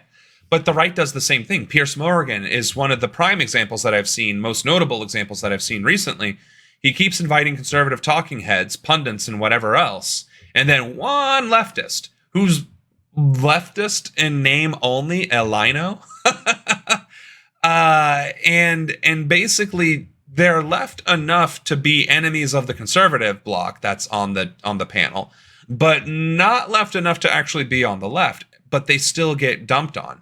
And so you have this conservative journalist who allegedly has records and accolades and awards and everything else, who is literally manipulating panels and by that point, by extension, viewer experiences and therefore opinion, by overwhelmingly stacking the deck against left ideology by putting conservative-leaning ideology in the majority. And that kind of behavior is just dumb. personally. For one, it's dumb. Why would you even want an echo chamber of varying degrees? That's just stupid. And secondly, why would you pick the weakest link to be your counter argument? That doesn't make your argument look stronger. It just makes you look like a bully.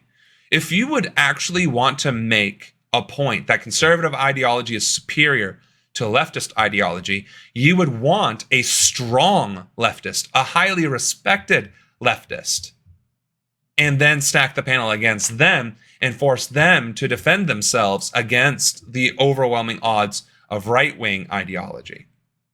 Because then, at least if the right-wingers are pushed back, you can see, well, maybe the lefty is talking some sense. But if you see the leftist actually being like, well, crap, you make a valid point, then you should have shown the superiority of your right-wing rhetoric. But because, let's be honest, right-wing rhetoric is so full of holes, lies, and misinformation in the first place, that never happens, which is exactly why the Piers Morgans of the world, the Ben Shapiros of the world, never, ever, ever challenge leftists who could actually hold their own in a real debate. Have you seen Piers Morgan debate Bernie Sanders? Jill Stein? Have you seen Ben Shapiro do the same? No, you haven't. Have you even seen either of them tackle AOC? I don't think so. Elon Omar? I don't think so. No, they go after Hasanabi, who's going to get emotional and who has not as good of policy knowledge because he doesn't have to. He's there to entertain. He's there to crap on the current event and give whatever his take is to entertain his, 21,000 viewers. In fact, it's what, 5:30? Is he at 21,000 right now? I mean, he might be, right? That would be funny if I kept saying that number and that's exactly what it was. Oh, called it. I straight up called that. Man, I'm good. 21,500 viewers right now. Hasanabi. And he's currently talking about the same stuff we're talking about. So, anyway. Tangent. Sorry. Let's go back to chat here. Let's see. Yeah, by Mr. Finkelstein, he kept getting his name wrong. It was funny and sublime. Dr. Phil, too. For years, he'd say you need help, you're mentally ill, you're being a criminal. Then he's softball questioning Trump and not recognizing the very things he'd put his TV patients on the host seat for. Also, Destiny was not only on the wrong side, he was barely informed and he was debating Norm Finkelstein, who has written books on the Israel-Palestine conflict. That is just ridiculous. Which is true. I think Finkelstein was doing it on purpose to disrespect him. I mean, wouldn't you though? Like, okay. It would literally be the same as if I were to debate. Oh, don't do this to me. Don't do this to me. We were doing so good, Twitch stream. God, I'm not even playing anything. There is nothing running on my computer that would drain the bit rate. God, this place sucks. I'm not gonna lie. I guess we're gonna have to wait until the stream gets back online. It does look like it. All right, here we go. Are we good? All right, we're back to being live. Wait for the viewers to get back up there. But I'm gonna have to read because obviously it cleared the chat. We used to have some kind of pushback against somebody who knew it, like Crossfire with Tucker Carlson and Jon Stewart. Exactly. Hasanabi does know what he's talking about, but he gets way too emotional and doesn't get the point across. And I would argue that Hasanabi doesn't know what he's talking about on many issues. I think he knows what he's talking about on hot topic issues. And even then, some of his takes aren't the right takes. Obviously, he's on the right side for Palestine. Not even going to argue that. He's against Trump, right side of history. He bashes Biden, right side of history. But I do remember watching one of his videos. Of course, now I can't remember what it is, so it makes me look like a chucklehead, right? You're just bashing Hasanabi, trying to weigh in on his fame and popularity. No, it's there. Let's see, Hassan's bad takes. I'm sure that'll show up. Hassan has a really bad take by XQC. what is the really bad take? I don't know. Are you going to tell us? Is it about a video game? I don't know. Streamers there think... Okay, so Hasanabi does have a bit of a identity crisis with actually working class people from time to time. Yeah, it was so hard for me getting started in the entertainment world. I had to crawl to my uncle who managed a multi-million-dollar news network, and I had to get a job. And then when I was on my own, I was like, what am I going to do? Oh, yeah, I'll leverage the followership I got from that job. And it was such a struggle to get it to the top. Nepotism, baby. Let's go. Speaking on AOC, I remember a couple of years ago, she voted in favor of giving Israel billions in weaponry. It was sad and disappointing that she was pressured into doing that and that she allowed the pressure to get to her. It's super easy to fall to the peer pressure of selling out. And that's the thing. It really is. Let's not sugarcoat it. Corruption happens because you're surrounded by a bubble that you deal with every day that you wouldn't otherwise, right? If I am president, when I am president, we're going to manifest this thing, right? When I am president of the United States, I will face questions, hard decisions, hard questions that will require answers. And sometimes those answers are losses. They are lose, no-win situations. For instance, Palestine and Israel. It is a win to defend Palestine. It is a win to admonish Israel's crimes against humanity. It is a loss to lose Israel as a potential ally in the theater. It is an even greater loss to maintain that partnership at the expense of Palestinian lives, right? That's pretty black and white. That's pretty easy. However, when we're talking about the petrodollar, we're going to lose the petrodollar. We already have.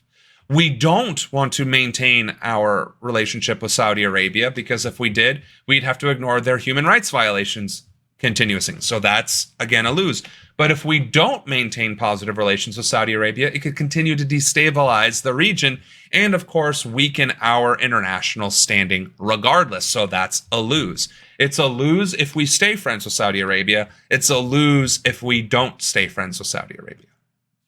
And I would have to make the decision. Stay friends or not. What I could do to kind of save face or to do something remotely ethical is say, Saudi Arabia, we want to maintain our trade relations. We want to maintain our interactions, and we want to regain the trust of Middle Easterners across the board. We would like your help in doing so. But in return, we're going to ask that you engage in some humanitarian overhauls, i.e. not beheading gay people. Or our journalists. That would be a great first start. And in return, we will stop money laundering in the Middle East and giving weapons to your enemies. I feel like that's a diplomatic solution. You took a lose-lose and turned it into a win-win. Now, if Saudi Arabia pushes back, then, you got to argue and negotiate and do whatever else. But at the end of the day, that's the job. Terrorist attack happens. Domestic shooter happens. What are you going to do? Well, we need to regulate guns. Well, I'm not giving up my guns. Mental health. Well, he's just a lone wolf. But he was black. Oh, black people, right? I don't think there has been an active shooter that's been black, but that's not the point. The point is, whenever a tragedy happens, there's almost always a lose-lose circumstance with regards to it. If you don't do a knee-jerk reaction, you're going to lose face. If you do a knee-jerk reaction, you're going to cause more harm than good. And you're not going to satisfy either party regardless. So I am prepared to face the uncertainty of the office. But at the very least, we need to make sure that as the people we elect into those offices, do they have the spinal fortitude and the true north of morality and ethics to withstand those dark, murky waters? And in my case, I'm not saying I'm immune to corruption,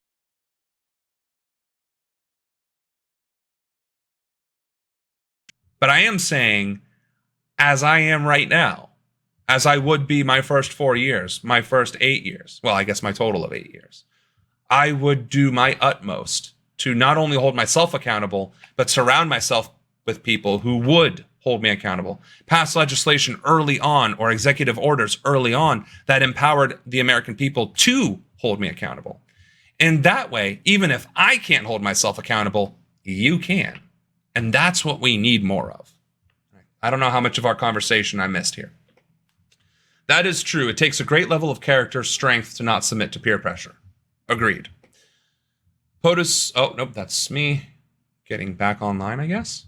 She also gave money that was donated to her PAC to help progressives challenge corporate Dems, like she did in the primaries to corporate Dems. I had helped her campaign the first time she ran before she was famous. I felt so betrayed. And I totally get it with SaSeshen saying that he doesn't like to put himself out there like many others. That we've been burned too many times by people saying they're progressive and betray that trust. Or betray that trust is tough to build. As humans, most of us want to be liked by our peers. If you work with a bunch of corrupt people, it's difficult not to be corrupt. And by the way, SaSeshen, I don't think anyone's touched on it. Your background is so cool. Thank you. It is. This is where I'm going to be in 4 years. I fully intend to be financially and social platform prepared to run for office in 2028. I need $250,000 to get on the ballot for the states that just require financial contribution. And then the rest require signatures to a certain amount. I will run in a primary more than likely, as much as I would like to run independent.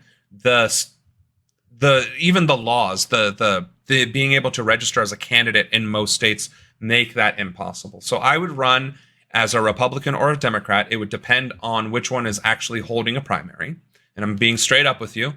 When I ran for DNC chair, I said that as the DNC chair, should I be elected, I would order Democrats to run in Republican primaries, because otherwise they wouldn't get the time of day to begin with, and that defeats the purpose of wasting money, time, and resources in those districts in the first place. So instead, what did they do for the next 5 years? They just ignored those areas, and we got more Trump. Now, with Jamie, he's finally taking that leaf out of my book and investing in rural America, and that's what we need to be doing. Now, he's not telling Democrats to run as Republicans, but he's at least investing in those areas. So my goal is to run in either the Republican or the Democratic primary in 2028. Quite possibly, it might make more sense to do the Republican primary, because compared to those jackals, it's going to be super easy to contrast myself. And the Democrats rigged their election. So let's be honest.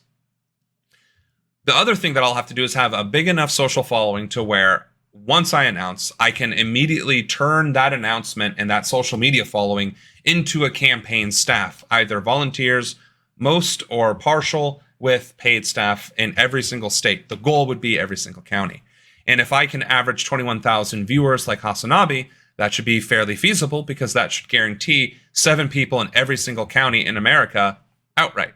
So, pretty simple and straightforward. And from there, we win. And then we get into the White House and we start immediately filing charges for aiding and abetting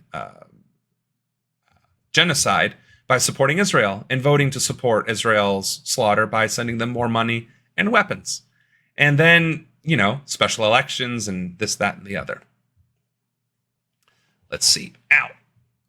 Too true. Oshun. To the point about the difficult to not to be corrupt. So my point is, it is easier to keep your moral compass if you continue to stand and fight, right? If AOC had not capitulated and just stuck to her moral high ground, she would have been more popular. She would have garnered more support and more popularity. I already said popularity. She would have gained more resources by standing her ground rather than capitulating to the Democrats. And that's what I think I would be able to do. I feel that my moral compass would burn so brightly and face so strongly north that being surrounded by corruption would motivate me more to stick to my true north and to stick to that moral compass and to fight for the people that much harder. I don't think I would feel pressured, because in fact, the more you push me to be corrupt, to violate my moral ethics and code of honor, the more I would be compelled to push back and driven to push back. So you're right. Character flaws are the reason why people succumb to peer pressure, especially corruption. And it's one of the reasons why we need to find people who are genuinely in their heart of hearts, in their core beings, focused on accomplishing the goal, which is popular support, literally helping the masses. If that's not your true north, if you would not rather die than capitulate that belief, then you shouldn't be running for office, and you honestly shouldn't be eligible for office. We should be fighting over who wants to help people the most, not who is actually willing to help people. And I don't know if I can put that any more plainly than that. I wish that video about Israel's leaders admitting that they partnered with Hamas would go viral. Oshun showed it to me. In fact, Oshun, if you have that video, I will play that right now, because that is definitely something that we need to do. They admitted that they regretted that choice. Do you think the deep state will allow any president to be so blatantly anti-Israel? And I'm not a people pleaser, I'll be fine. My feelings will be fine. My forehead might not. My back might not. And there might be a couple of holes there to the point of the deep state. The deep state. Does it exist? Is it real? Ask JFK. There's obviously those behind the scenes. And then the people who are behind the scenes are front facing in other areas. For instance, who is the deep state? The deep state is Bezos. It's Amazon, it's Microsoft, it's Meta, Facebook. It's if you're a billionaire, you're literally the deep state. Period. Dot. End of story. That is the deep state. Because money influences so much of our political processes, the legislation that is passed, and ultimately how that impacts business, and of course the wealth of the billionaires. It's not even conspiratorial anymore. That is the definition of our government currently as corporatocracy, is that it is a government ran by corporations. Now, granted, that is mostly indirect for now. Bezos can't come out and say, I told the Senate and Congress and Biden himself to pass this law to benefit Amazon. He can't come out and say it, but he's lobbying. He's getting grants for his space program. He's getting grants for his cloud computing. He's getting grants for his AI. And he's getting grants because he's helping the defense industry. The Department of Defense specifically become that much more powerful and ahead of the curve of other nations. Microsoft is doing it. Google is doing it. iPhone is doing it. Apple. NVIDIA. The whole kit and caboodle, right? They're all doing it. So the deep state is literally who is benefiting the most from the way things currently are. That is the deep state. So if I became president, would I immediately get assassinated? Maybe. Would I make it past my first 100 days? Maybe. That truly depends on how much and how effectively I encourage the American people to participate in the process. Because I am not the only one that's going to be in this office. It is not my office. It is not my presidency. It is our presidency, our collective presidency. What I do for those 4 years will impact the 330 plus million Americans that have to live with the decisions that I made that they voted for. So we collectively have a responsibility to make sure those are the best 4 years, possibly 8 years we can get. To that end, if we know that there are bad actors, and if we know that those bad actors are going to act badly, and we're not going to take any sort of precautions about that, then yeah, then I have it coming. Then I deserve it, honestly. So if instead, with the campaign, we also have a massive labor movement, a massive unionization movement, a massive labor strike movement, a massive voter turnout movement, a massive, massive takeover of corporate influence and restoration to small or local business owners in conjunction with the campaign itself. 2 birds, 1 stone.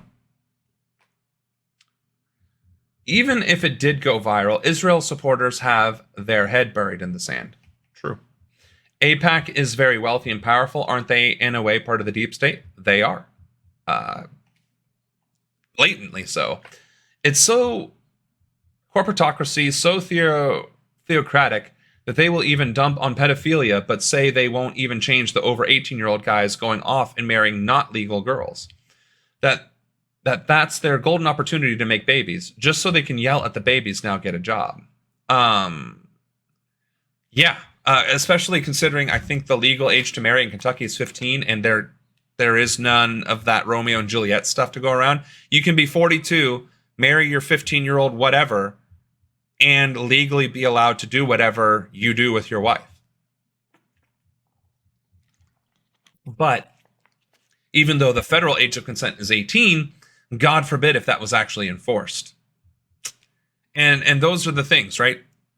We have to set a standard and draw a line at what we will find acceptable as a code of ethics and morals. And the conservative bloc thinks they have a monopoly on that. We're the family values party, pro-life, and so on and so forth.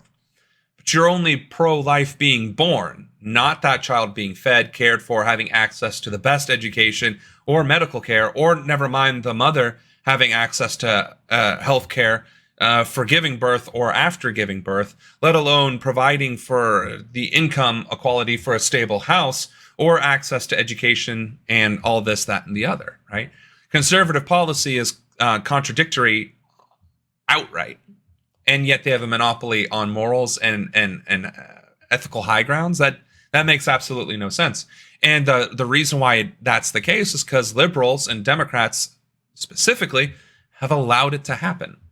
And progressives cannot agree on anything, so it continues to happen and grow unabated. If we can just build some cohesion, a center point to revolve around, we can crush that ideology because it is extremely weak.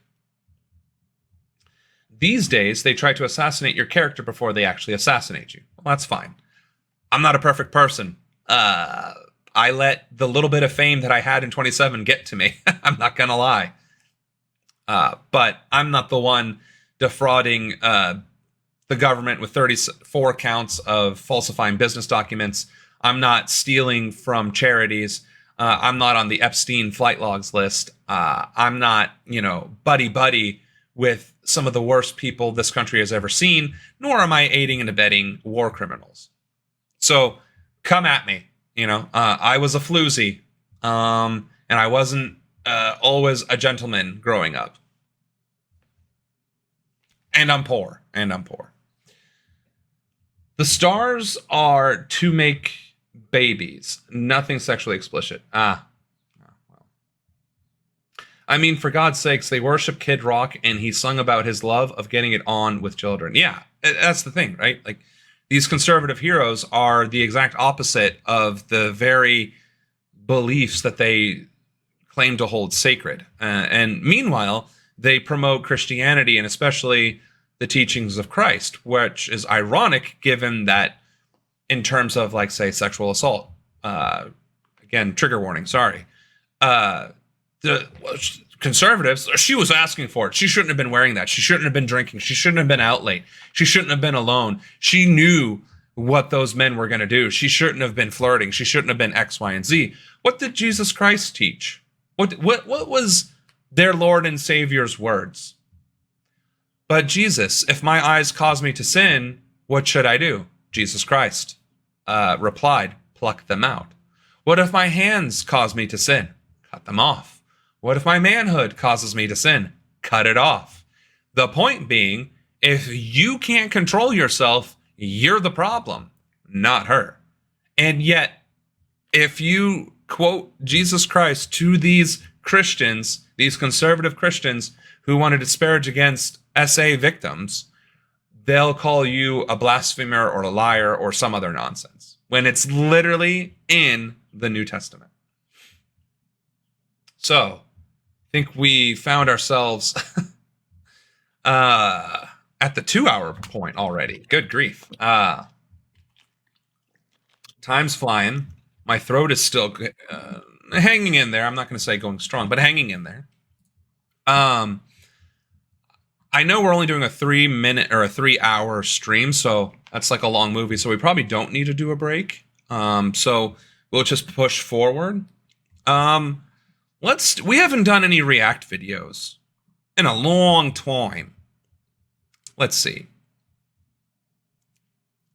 That reminds me of Mr. Smith Goes to Washington when he had to keep talking. Yeah, right. Actually, Oshun, did you end up finding that video about Israel? You know what? Let's see if it's on YouTube. Israel admits to supporting Hamas.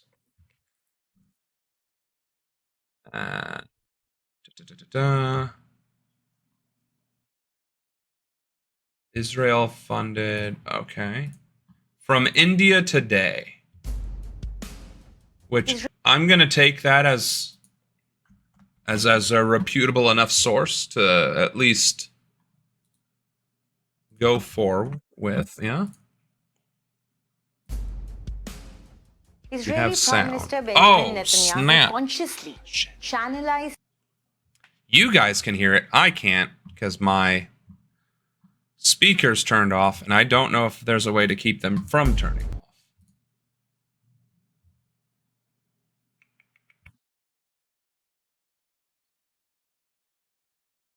Audio enhancement. Israeli Prime Minister Benjamin Netanyahu consciously channelized funds to Hamas and helped it gain the strength and power that it has today. But why did Israel do so? And how did its calculations completely go haywire? Well, Benjamin Netanyahu's government worked with the singular purpose of trying to prevent the formation of a Palestinian state, according to experts. It also sought to buy peace by giving Gaza residents a glimpse of a better life by funneling money and providing work permits. The issue of funneling Qatari money to Hamas by the Israeli government was mentioned in public by Saudi Arabia's former intelligence chief in an address on October 20th.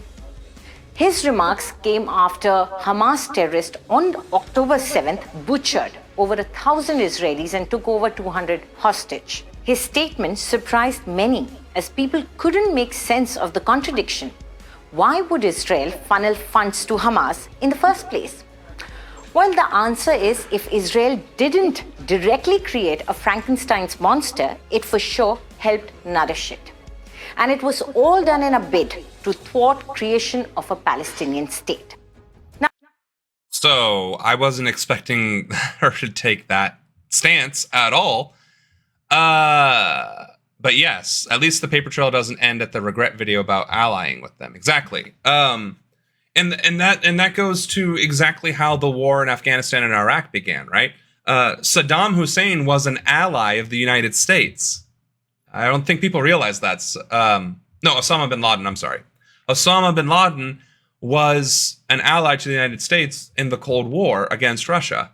And then after we cut ties with them, with Osama bin Laden, he turned right around, formed Al-Qaeda, and attacked the United States. Except, you know, we can get into the conspiracy theories about 9/11, but the point is, Osama bin Laden became public enemy number one after we trained him to be, well, an insurrectionist, an insurgent against Russia.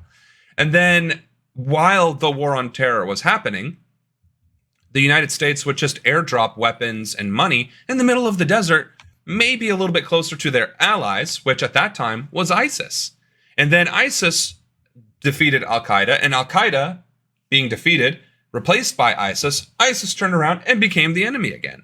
And round we go. So it is not shocking at all that Israel took a leaf out of America's book and funded their own terrorist organization to justify their aggression in the region, or to honestly get engaged with Gaza and eradicate it, as they did. So there's that, straight up.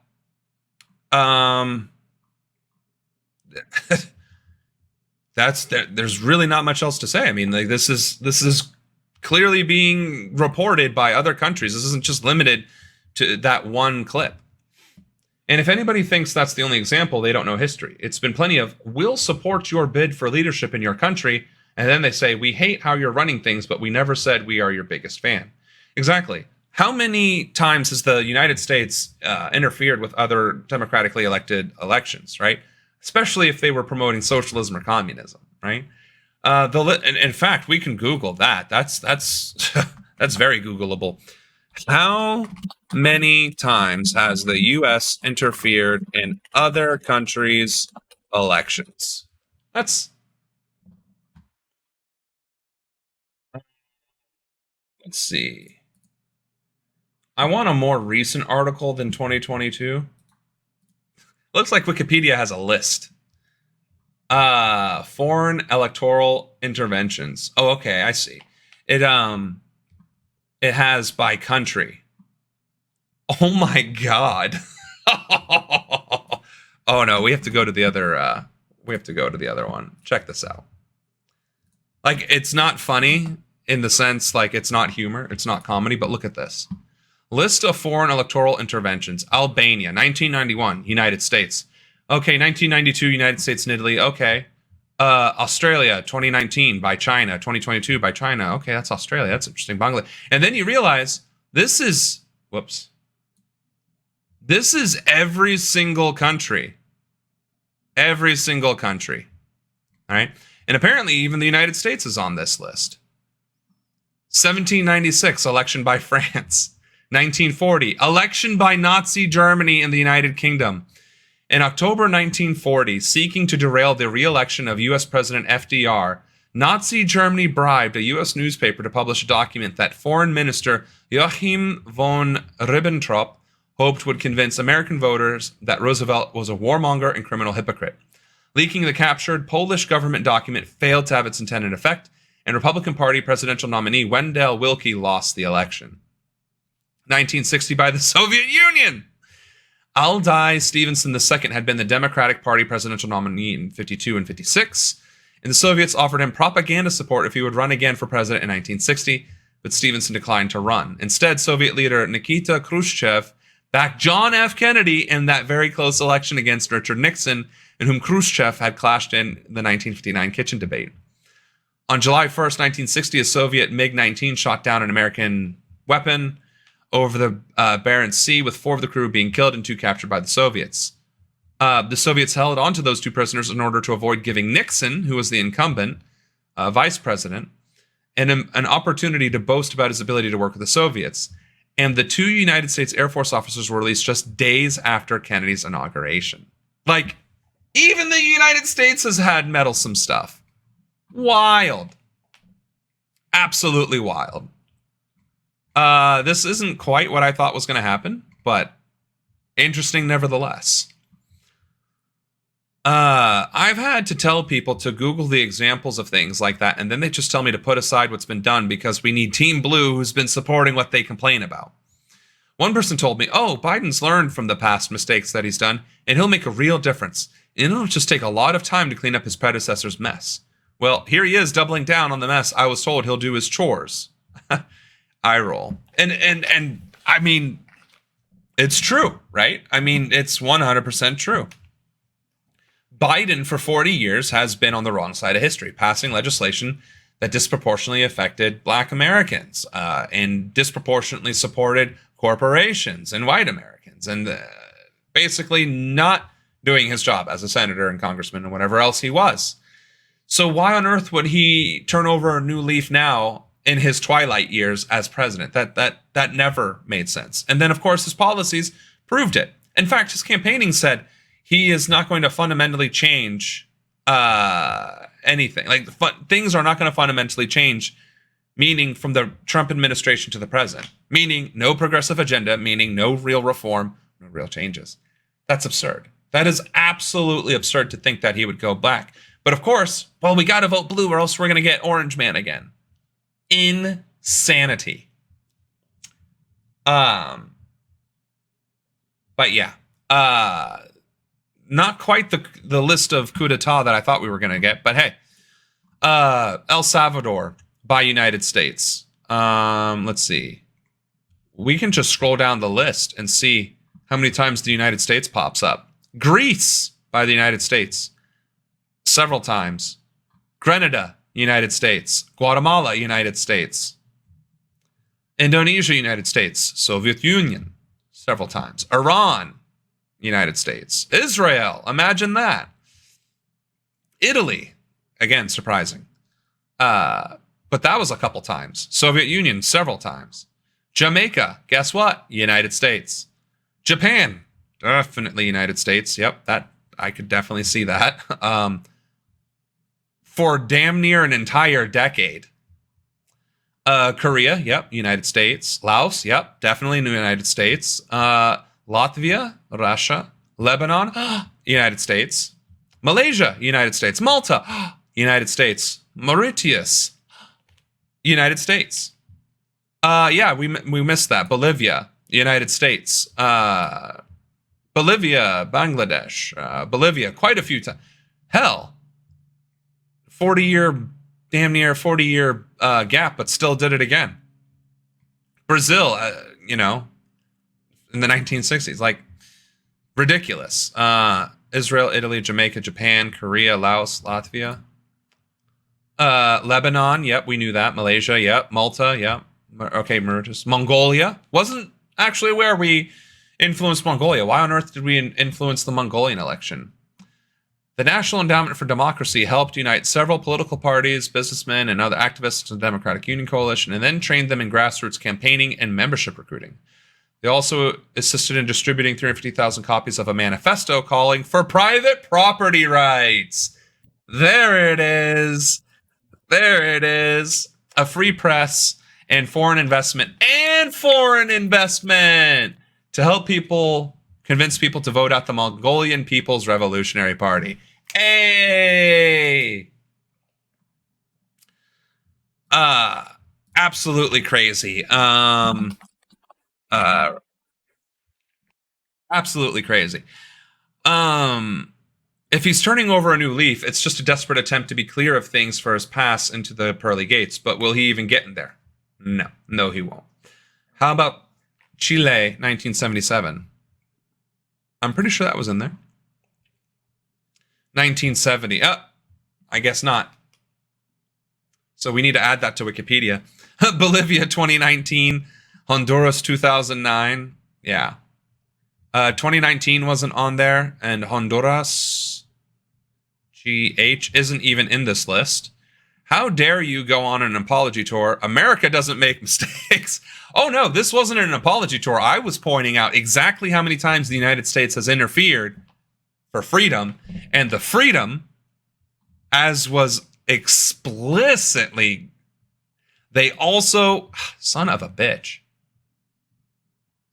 The freedom that America assisted with was private property rights and foreign investment into Mongolia. That's the freedom America brings. Disgusting. All of the assassination attempts on Castro and Chavez, yep, that's... yeah. I used to be an avid Democrat supporter when I was a little younger. Then I realized if my country was democratic, our democracy would instantly be tampered with by foreign actors. This is not to say that I like monarchy, but what can you do? What can you do? What you can do, if I may, is vote for secession in 2028 as President of the United States of America. As President, secession will make sure that the United States foreign policy changes from attacking socialist, democratic, or communist nations to turn them into capitalist corporatocracies, and to ensure that those people maintain their autonomy and their sovereignty, rather than becoming subjugates of the United States empire and her allies. How did I do? Oh, and during the Arab Spring in 2010, when there were 14 million people in the streets of Egypt, Hillary wanted to go and help Mubarak stay in power. She bragged about it in her book. I wonder why it didn't sell. Hold on a second.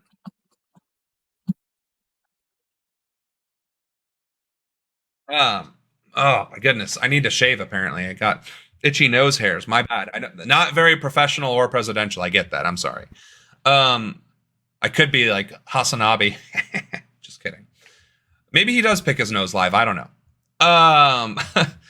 But yeah, the Arab Spring wasn't on there. Neither was the European Spring, because there was European unrest too for a while there. I am moving to America right now, getting a citizenship and voting for you, just for me. Appreciate it, brother. Get all your friends. The SaSeshen is bringing foreign agents to vote for him. Nope.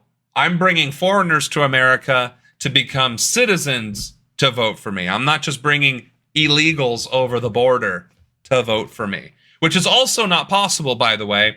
Even if Democrats were bringing migrants over the border, you can't vote with a green card. You can't vote with a visa. Thou musteth be a citizen to vote in America. We went over this. We can go over it again, but still. Let's see. 1 second here. I am managing multiple chats and windows, so apologize for that. I'm working on it. Today, oh my God, why would she write that she killed her dog yesterday? Make Hillary president regardless of what's in her book. She was the one that killed her dog? I thought that was somebody else. I thought that was a celebrity. Oh. I heard it, but I didn't see it. Ugh. Does that mean... Crap. I need to move that up on the screen so it isn't covered. Oops. Thank you for the follow. Asmaris, thank you. Thank you for the follow. Much appreciate. Hi, Asmaris. I was comparing both. Oh, okay, I see. That was Noam. Okay. I did put 2 and 2 together, Asmaris, but on the internet, we try to not use the names that we go by on social media to avoid doxing. Let's see if I can refresh the chat.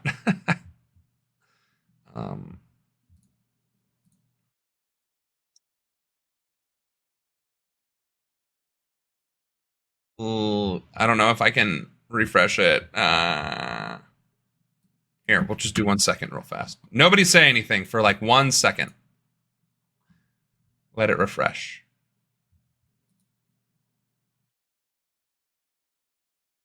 A max of 10 seconds. Okay, come on. Hide chat when idle for 10 seconds. Come on. Okay, well. Oh, because I didn't click it. Hold on, wait. Don't type for 10 seconds. 10, 9, 8, 7, 6. I can't use my hands. There we go. All right. Everybody can talk again. Never mind. I don't know how to refresh chat. Wait, I would just have to go and actually refresh it, wouldn't I? Can I pin? Don't want to pin. Oh my goodness. Anyway, getting off topic here. Just in the future, don't give your real name on stream, please. Don't do that. What were we talking about? We were talking about American interventionism and how even Wikipedia is like running out of things to list. I'm actually shocked because you would think there would be more recent articles talking about this, given especially the current events happening across the globe. Speaking of Egypt, America is supporting a military guy who staged a coup against the one and only Egyptian democratic leader. Exactly. And when Turkey had their military coup, wasn't America involved in that as well? I'm 48. I'm old enough to be your mother. I mean, yeah. Yeah, technically, yeah. Oh, unless you meant AZV. My bad. Please don't leave.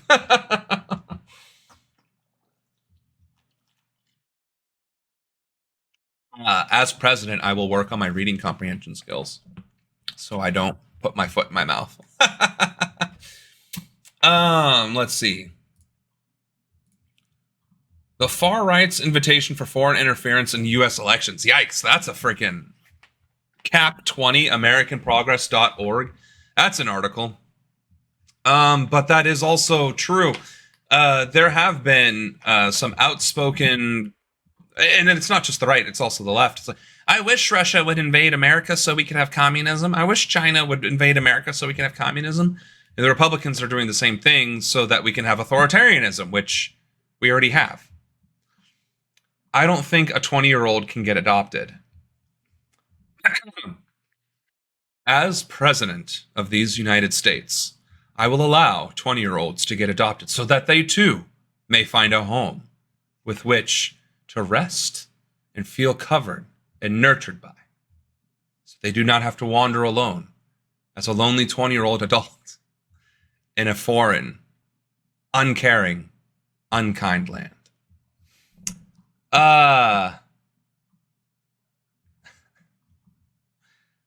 My ad libs are a bit, I'm not Eminem, unfortunately.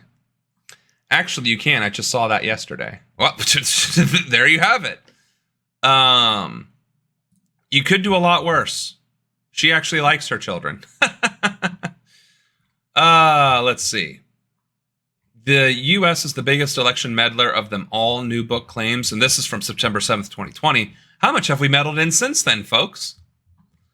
And it's more of an interview. But the point is, America has been election tampering for ages. And that's not okay. That shouldn't be our foreign policy. If anything, we should encourage democratic and socialist nations to emerge.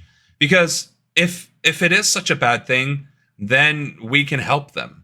And then we can give them, capitalism. But if it works out for them, then, hey, guess what?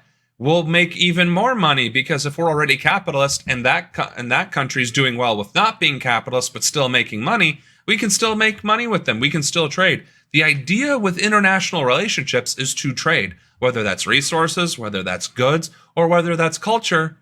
That should be the ideal, not we don't like lack of capitalism. Oh, wait, I'm sorry, that's Russian. We don't like their lack of capitalism. We want to bring you some freedom, America style. Can't have that. Chappelle comments on Israel-Hamas war. Yeah, we don't need to watch that. And these are all from 7 months ago. Ben Shapiro talks about Israel and Hamas and why he would never support Biden over Trump. Shocker, being as how he throats the boot of Trump every chance he gets. What else do we got here? 7-month stuff. Not a whole lot. Let's go back to YouTube home. And let's see. There's Mark Lamont Hill talking about Breonna Joy Gray.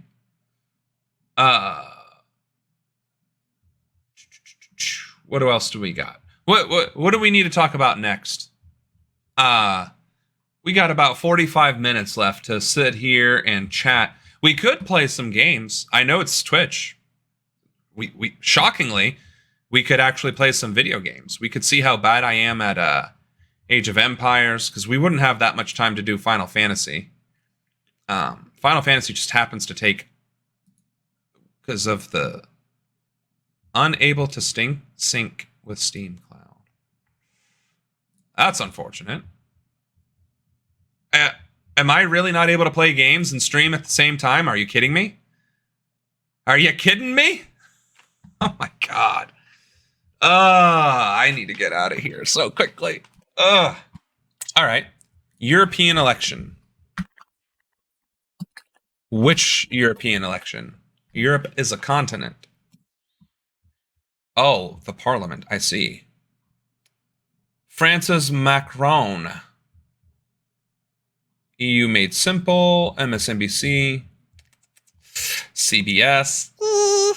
TLDR News. That sounds interesting. Let's do TLDR News.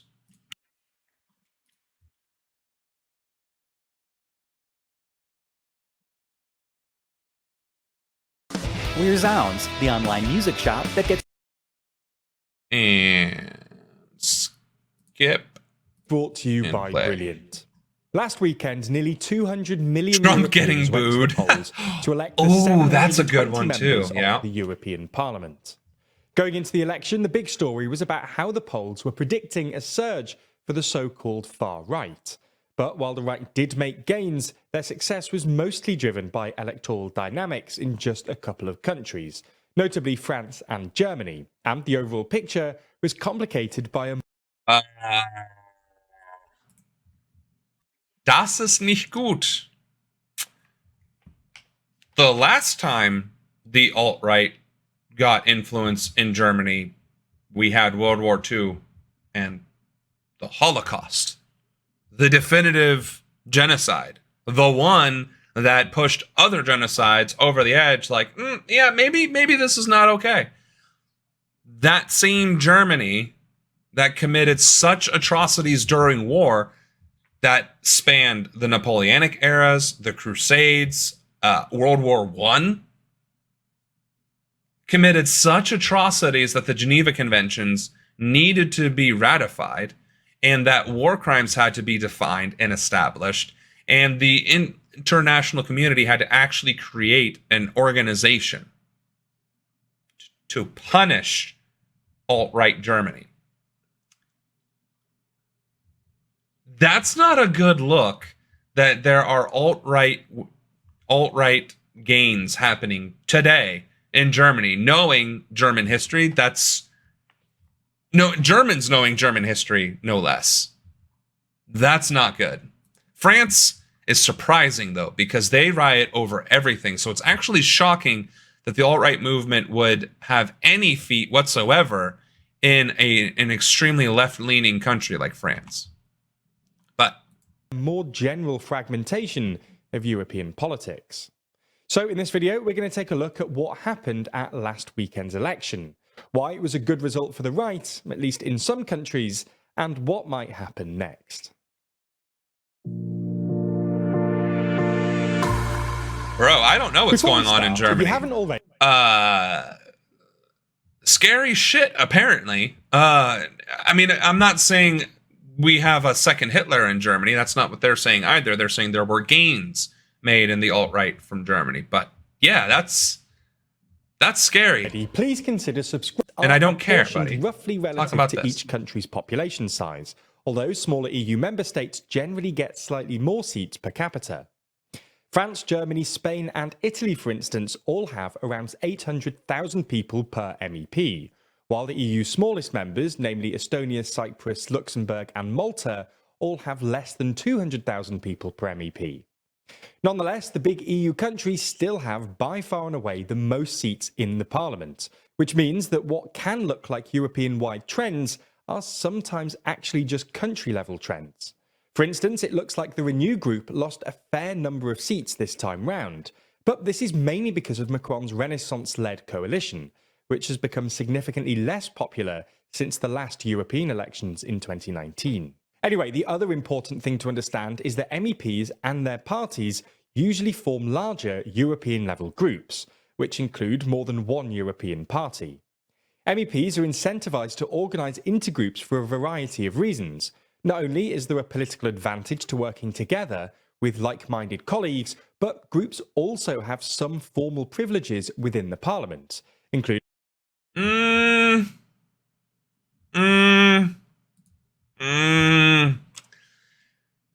You saw the same charts I just saw. There's very few colors on that chart, and then the differentiations between those colors are getting smaller and smaller.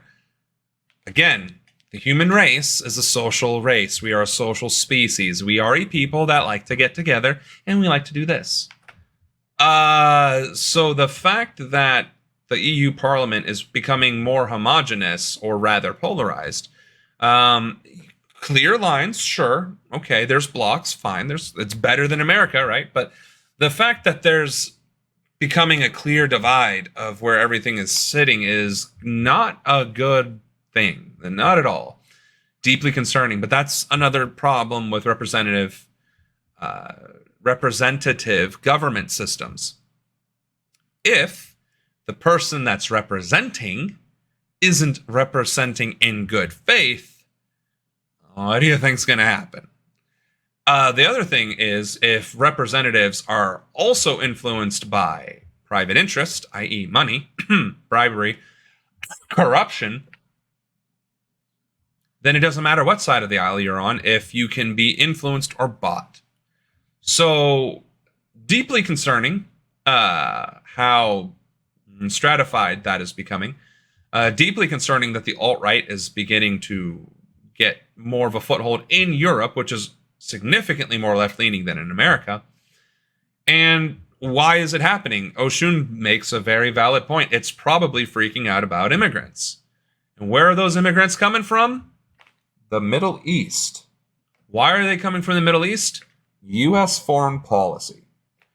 So we are hurting our own allies by stirring up a hornet's nest in the Middle East, weakening NATO, which is already weakening, and is one of the reasons why the Ukraine-Russia proxy war is happening.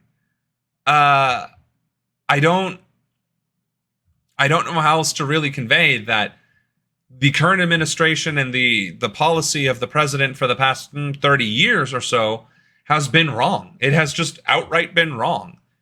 Too much interventionism, too much military influence, too much imperialism, too much destabilization of various regions and sovereign states, and not enough, I don't know, being a global partner. Like, crazy how getting along with people makes them want to work with you. It's exactly why China is becoming the dominant economic power globally and able to make all of these economic treaties with South America, Africa, and Asia. It's almost as if by not being bastards, they're endearing themselves to their neighbors. Probably most of them are Muslims or Ukrainians, unfortunately. Yeah, because of American foreign policy. Remember that stop hitting yourself prank. U.S. foreign policy is like that, but it's saying stop blowing up your own homes in regards to over the border. Exactly. U.S. foreign policy was, and always has been the problem in the Middle East and Europe and Asia and Africa and South America. Crazy how there's a common denominator. Every single time. Every single time. Sure, Wikipedia says Russia got their hands dirty a few times. Fine, so did China.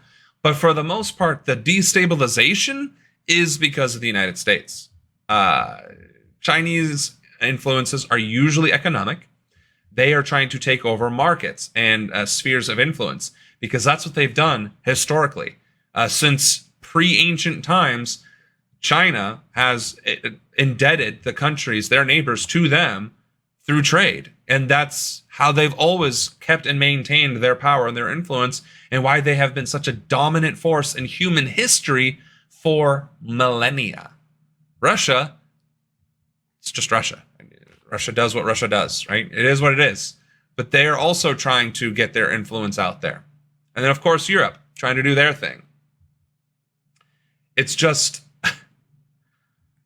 in the case of America, we're doing it so poorly now that it's beginning to literally, unironically, no pun intended, blow up in our faces.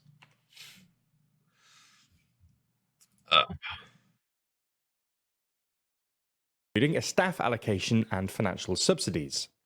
A group must have at least 23 MEPs from at least 7 different member states. Well, there you go. Currently, there are 7 groups in the chamber. From left to right, these are the Left, the Green European Free Alliance, the Socialists and Democrats, Renew Europe, the European People's Party, the European Conservatives and Reformists, and Identity and Democracy.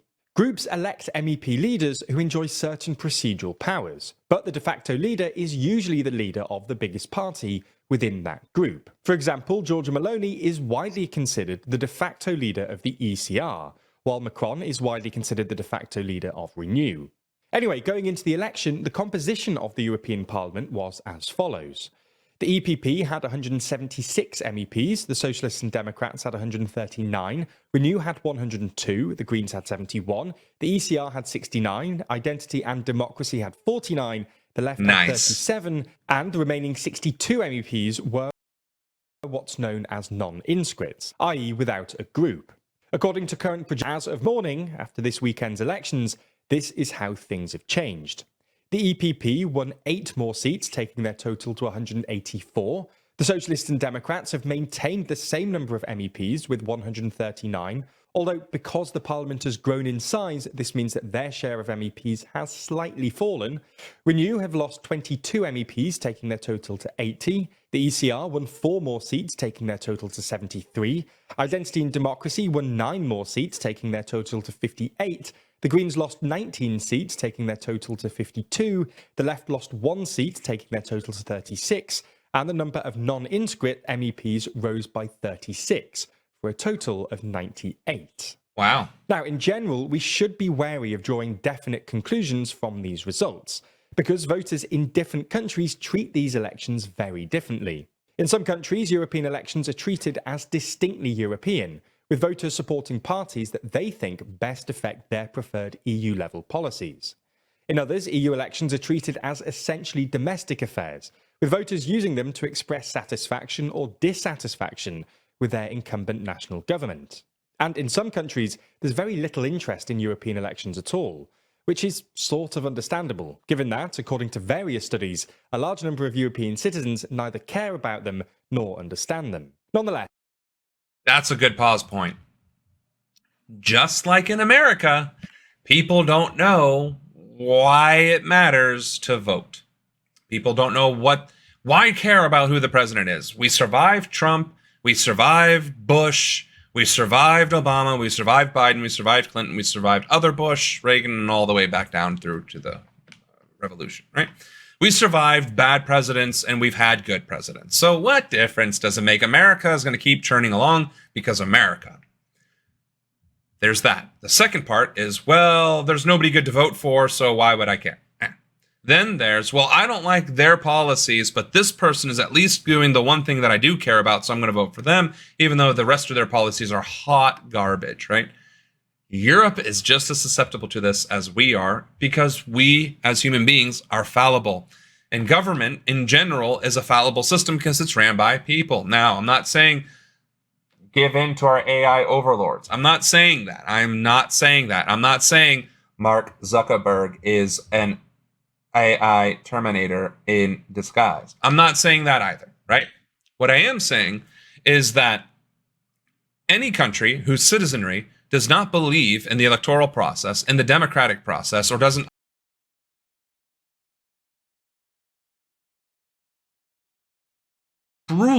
truly enforcing the idea that it is in the citizens' best interest to engage in the democratic processes, because, well, it is. You don't like high rents or high cost of living? That's politics. You don't like companies price gouging food like bread, eggs, and milk? That's politics. You don't like the high gas prices? That's politics. You don't like the fact that you don't get sick days or you have to ask permission to use them? Politics. You don't like the fact that you can just get fired for no reason?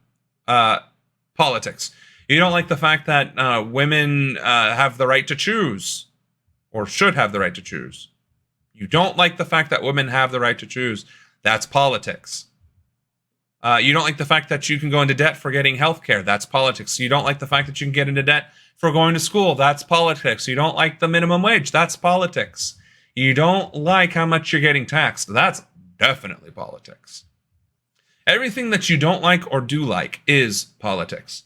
Well, I want to be able to get this for free. Still politics. Less of a concern. That's a luxury good. But it's still politics. If you don't like something about society, or you want to change something in society, or that it could be better, or that it's too horrible or horrific, that's politics.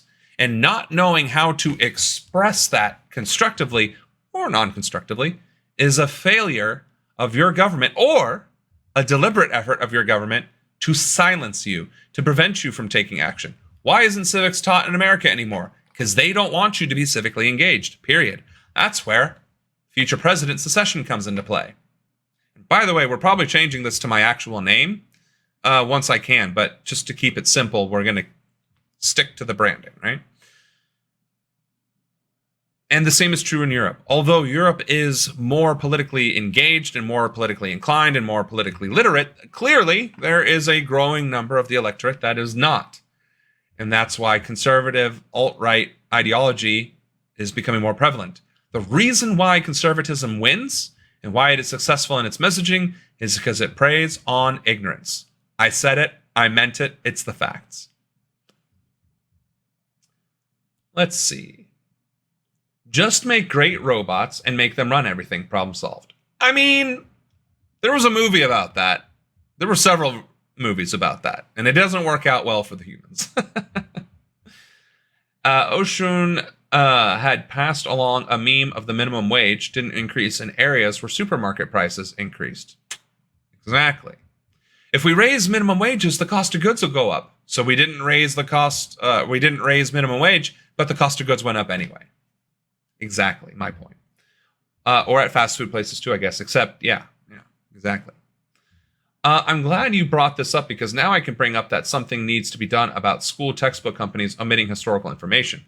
Or the fact that school boards can elect people to then ban books and rewrite history and curriculum to fit their own personal ideologies or agenda without having to have any sort of background in education or a license to teach.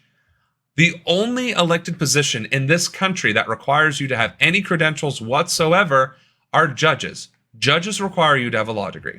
Every single judgeship in the country requires you to have a law degree. You can be sheriff of this country and be a pot-smoking hippie. You can be a sheriff in this country and be a pot-smoking hippie without having been an officer or done any sort of criminal justice courses whatsoever. You can be president of the United States without a degree. Governor, senator, same thing. You can be on the school board without being an engineer or having a degree or having a teacher's license. You can be... I don't think I misspoke. I don't think you have to have an engineering degree. County engineer requirements. I don't think you need them. Education and experience. A typical way to obtain the knowledge and abilities. County engineer. I'm fairly certain as an elected position.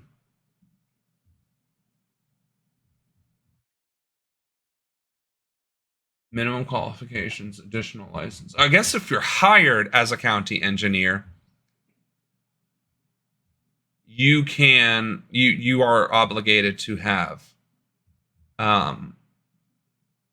those credentials. Okay, that's fine if you're hired. But if you're elected, you don't need them, which is scary when you think about it.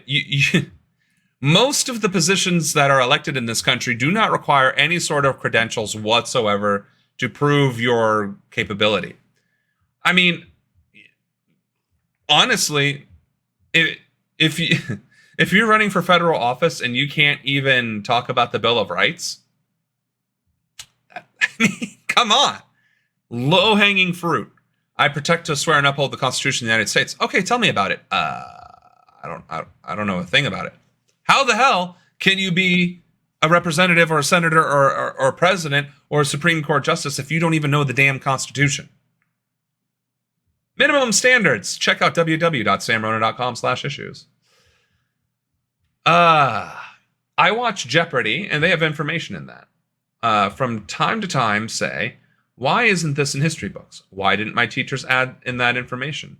I saw a special about Japan moving close to taking over Australia after Pearl Harbor, and I asked, why was this omitted when I went to school? Yeah, but in practice, I would assume that no one who doesn't have a history degree, for example, would be hired as a history high school teacher. Also not true in America. You just have to have a general teaching degree and a general teaching license. And in the state of Florida, you just have to be the spouse of a military member to be a teacher of students of various curricula in Florida. Can I say Florida again and only needing to be the spouse of a military member? That's it. That's the only credentials you need. When I was in high school in Georgia, we watched the movie Gone with the Wind in history class. That movie portrays the slaves as being happy and part of the family. Also, we were taught about the War of Northern Regression, not the Civil War. This was in the 90s. It explains a lot. I had my mom teach me differently. Many of my classmates didn't. And that is, in fact, mind-boggling. Which, again, goes to show that when it comes to standards of education, standards of history in general being taught in America, there isn't even homogeny among that, which goes back to the point of history is written by the victor, and in some cases, history is rewritten by the loser to spite the victor. What does being the spouse of a military member have to do with teaching? That, my dear AZV, is a very, very good question that an astronomical amount of people in America, including Florida, asked the governor when passing that legislation. And the answer is reasons. There's a teacher shortage, and that seemed the best thing to do at the time. Yeah, it was a stopgap to address the teacher shortage. And apparently being the spouse of a military member might imply that you would have kids, and therefore you might be able to deal with kids. And it's kindergarten and elementary school and high school anyway, so come on. How hard can it even be? They don't even talk about the taxes, or that taxes were pretty reasonable during colonial times, right before all the protests and the tea dumping. Oh, and never mind that those were definitely not peaceful protests. Dumping tea in the harbor? That's destruction of property. We can't have that in America. And it's a way to suck up to the military, which doesn't really matter at the state level because, again, it's the military. But it does rile up the base. Sucking up to the military and being bootlickers really appeals to the alt-right conservatives who just really want to be told what to do. And honestly, I don't understand then why they have a problem with socialism at that point and communism, because that's still the government telling you what to do. It's telling you what to do without taking away anything of your rights, freedoms, or privileges. Whereas authoritarianism, you would have even less say in what you can do with your life and have even less access to your social safety nets like hospitals. I don't understand that personally. I really don't. Isn't being the spouse of a teacher at least a little more reasonable? Yes. Yes, it is. Logically, anyway. I mean, just because you married a teacher doesn't mean you know how to teach either, but at least you could deal and see like, oh, wow, she's stressed out. I want no part of this. You know what I mean? And she's getting paid trash. I want no part of that.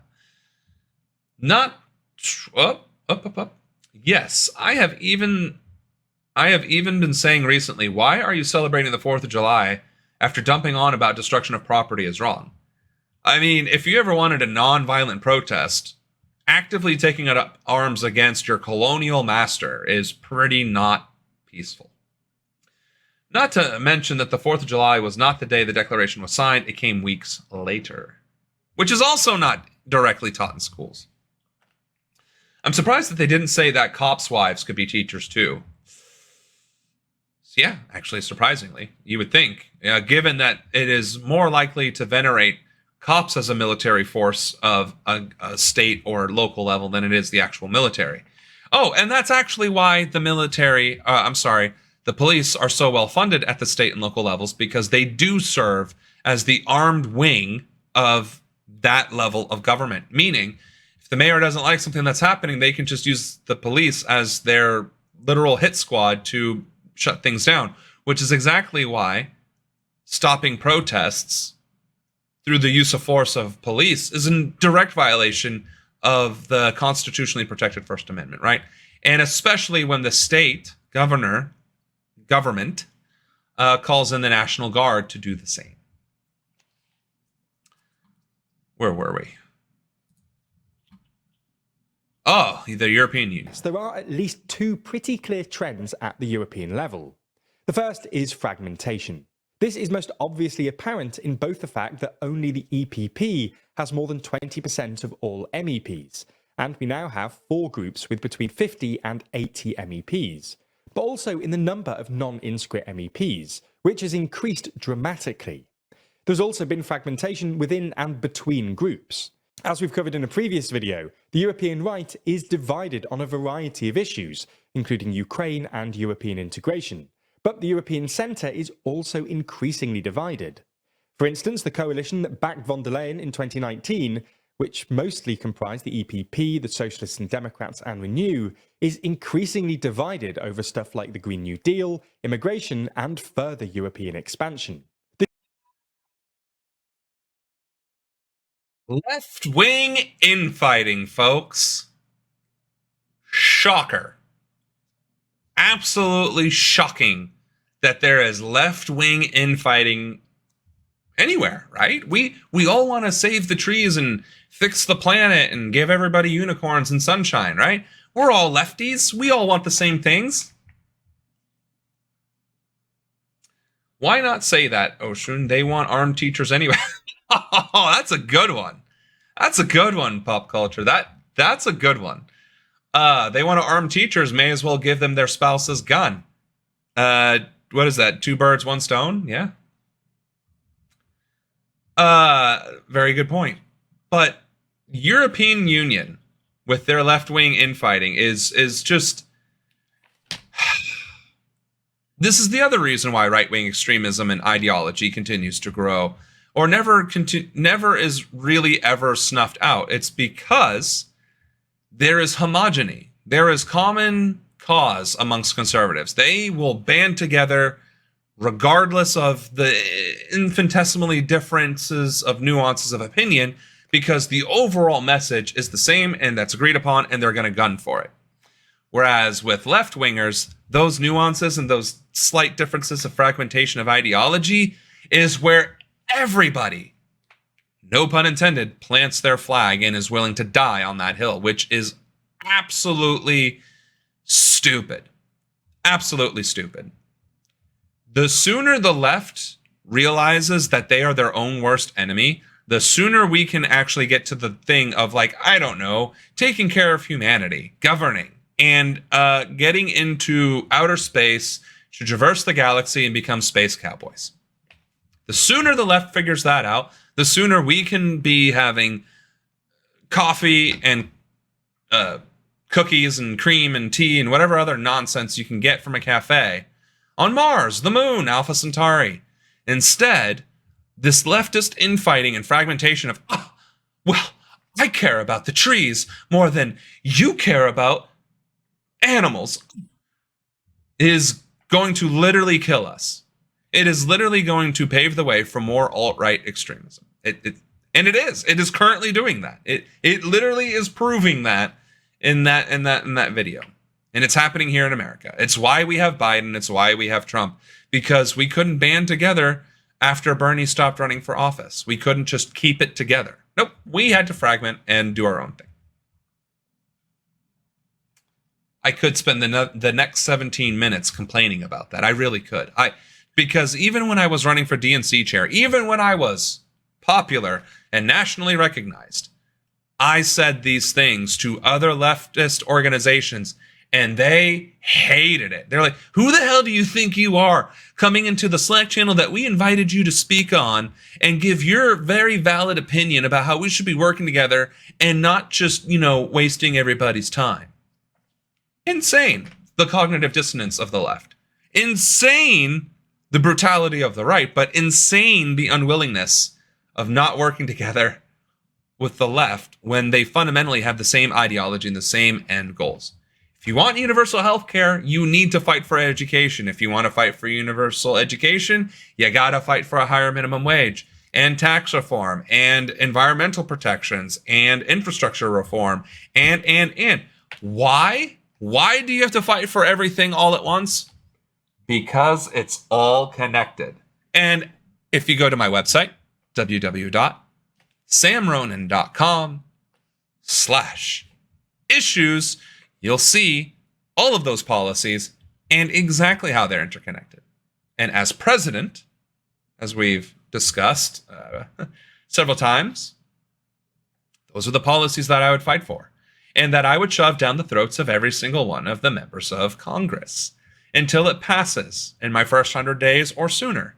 Why? Because that's my job, to be the checks and balance to the legislative branch and the judicial branch. It is my job to represent the American people. And it is my job to ensure that their voices are heard. That's as simple as it is, folks.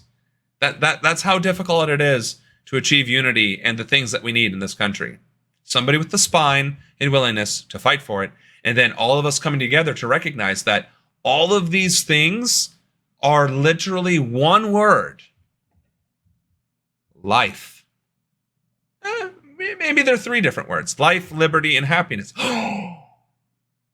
Did I just quote the Constitution in the most epic American way to provide the needs of the American people and summarize what all of these universal programs and economic reforms and infrastructural reforms actually amount to? Life, liberty, and happiness. Crazy how that all works. Sorry, I didn't sleep well last night, so I might be a little ornery right now.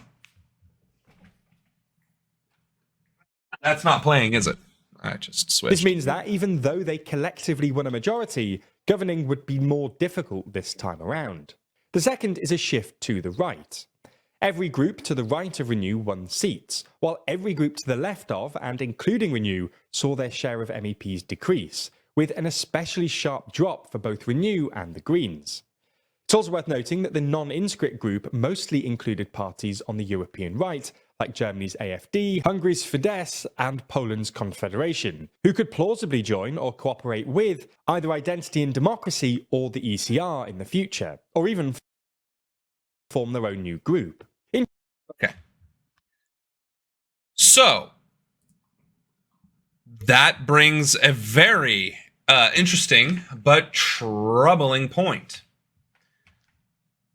Silence aids the oppressor. Silence is complicity. Being independent does not mean you are neutral. Being independent means that on paper you seem neutral, but if your ranks are filled with alt-right type of ideology, guess what that makes your neutrality? Aiding and abetting the alt-right and conservative ideology. There is no such thing as neutrality in politics. There is centrism in politics, having left-leaning and right-leaning ideas and values and beliefs and aspirations. That part exists. But neutrality does not. It just doesn't. By not taking a side, you're taking a side. You're taking a side of whichever one is in the majority or whichever one is gaining support. And so if you're going to try to remain neutral on the side that is gaining support, which is in this case the conservatives and the alt-right, then you are complicit with whatever their agenda is. Automod is checking my comment, so it's not been sent, so I'm revising it. Bunch of toddlers. You can't call my guy or lady a insert insult. She broke the glass ceiling, provided the blueprint to give women the power to rise up in politics to be in office too. The View is a good example of toddler time. Whoopi Goldberg leading the charge of sit down and shut up progressives. So two things, that, but also the mods. I purposely set the moderation to be extremely high because of the bad acting that this channel is going to inevitably attract. I've already had followers trying to dox my address by using my address as their follower name. So that's why the moderation is so heavy. Not that I'm afraid of death threats or anything, but I also don't want Twitch to ban my channel because the N-word is thrown across the screen or something like that, right? Yeah, no, I'm just explaining why. But yes, The View, that's about the most liberal Karen group that you can find, right? A bunch of rich, wealthy women talking about middle-class issues from the perspective of rich, middle-class women. So, of course, there's going to be a disconnect from reality, which is funny, too, because The View is supposed to be balanced and taking in multiple viewpoints. Hence the name, right? But where's the engineer, the doctor, the teacher, and the gig worker, right? Where are these people in the conversation? Where's the me? Where's the you? It's just Whoopi Goldberg and her rich friends. It's insane to me. Why is neutrality even considered a good thing? Who would stay neutral on something like Palestine? So would someone neutral think oppression is not wrong? Hit the nail on the head. It's the paradox of tolerance. It's the paradox of tolerance. If you tolerate intolerance, you then enable intolerance, which erodes tolerance, right? So in order to be tolerant, you must be intolerant of intolerance, which makes the tolerance itself not tolerant, right? It's the paradox. The idea of neutrality is, well, I'm not picking sides, so I can be friends with anybody. Peace, love, heart, yay, gang, gang. When in reality is one side is fighting for the right to exist. The other is trying to take that right away. And by saying, well, I don't take any sides, you are enabling the side that wants to take rights away because you are not lending more voice to the side that is trying to fight to exist. Does that make sense? You are only ever aiding the oppressor because the oppressor simply needs to outlast the resistance, and they rely on apathy. That's why low voter turnout almost guarantees conservative victories in elections, and high voter turnout almost guarantees liberal elections. That's historical. That's any country, anywhere, during any time of history. Neutrality is always encouraged by the oppressor, by the ruling class, by the ones with power.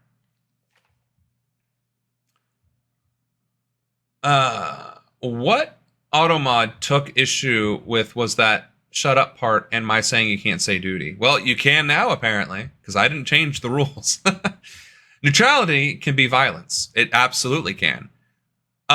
If, for instance, you see a cop kneeling on a black man's neck and two other cops standing by, keeping a lookout for the cop standing on a black man's neck in public, and you see that and keep walking, you have effectively ensured that black man's death. If you are then pulling out your camera to record it, you're taking action that is somewhat benefiting the black man, but you're not necessarily preventing his death. So that's still erring on the side of neutrality. You're taking an action, but you're not taking the action. Had a single citizen stopped any of those officers from aiding or participating in or contributing to the death of George Floyd would not be dead. Therefore, by taking a side of neutrality or nonviolence or non-action, you aided and abetted the police officers in killing an innocent man without due process.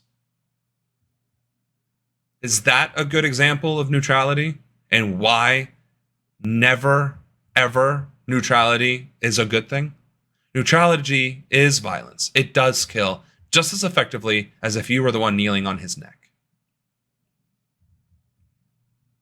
Yeah, or enabling anti-Semitism. Does anybody even know what it means who says you're enabling it? Remember on The View when someone said, if Trump bans immigrants, who will clean his toilets? Most out-of-touch thing I heard in a while. Both of those things, pretty valid.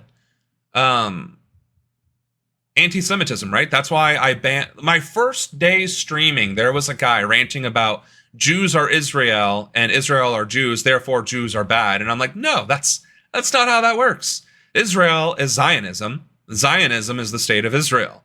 They believe they are above all else because they're God's chosen people.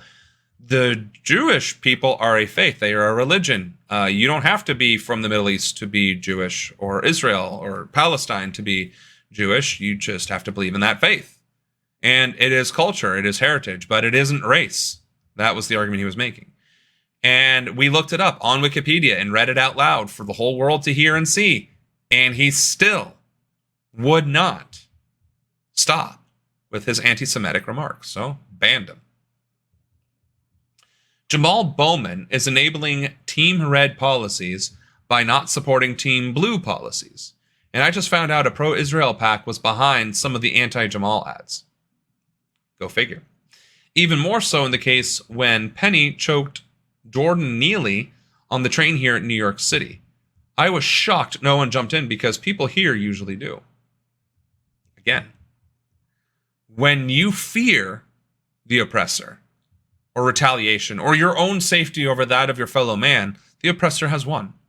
We are an oppressed people, folks. Like, yes, as the future president, I am still going to say we are an oppressed people, and the illusion of democracy is what keeps the circus going round and round, which is why, because the illusion still exists, it means it can still be utilized. It means we don't have to resort to redacted measures to redact it our way into power to unredact the things that have been redacted in our country, right?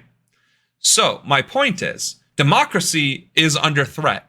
We are absolutely being subjugated by our elected leaders and those people in power. 100%.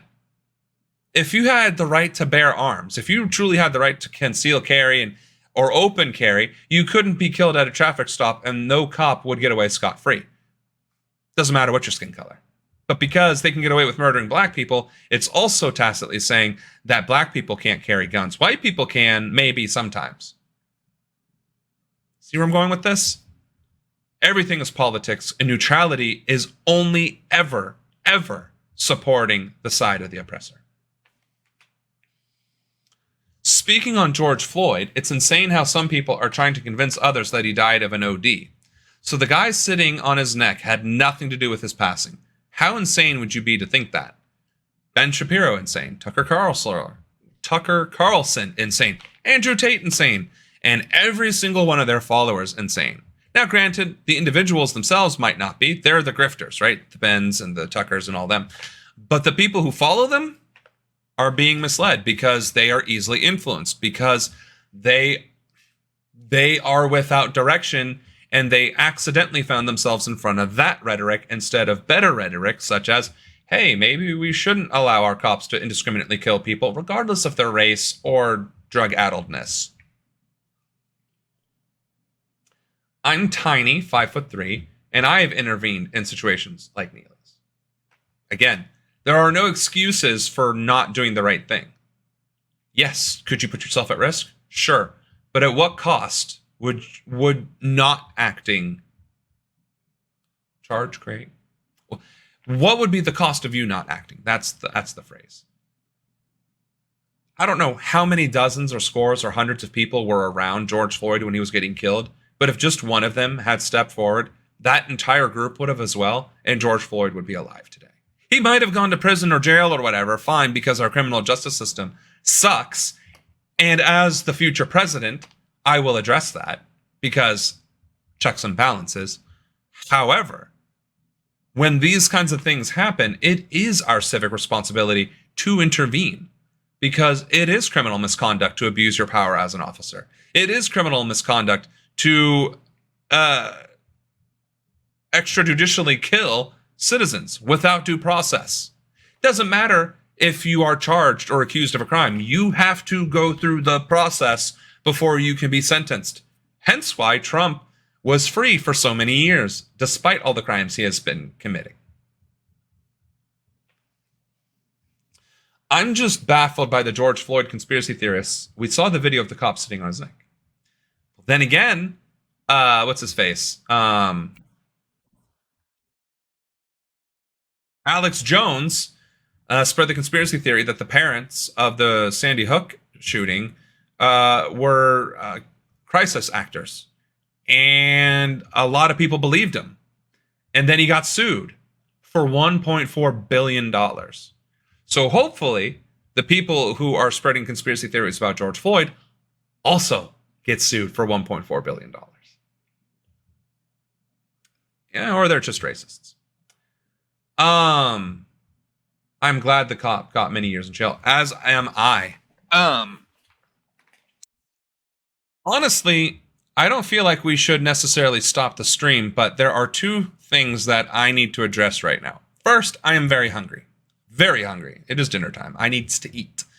I need to turn on my AC because it's also getting very hot. And my throat is also very sore.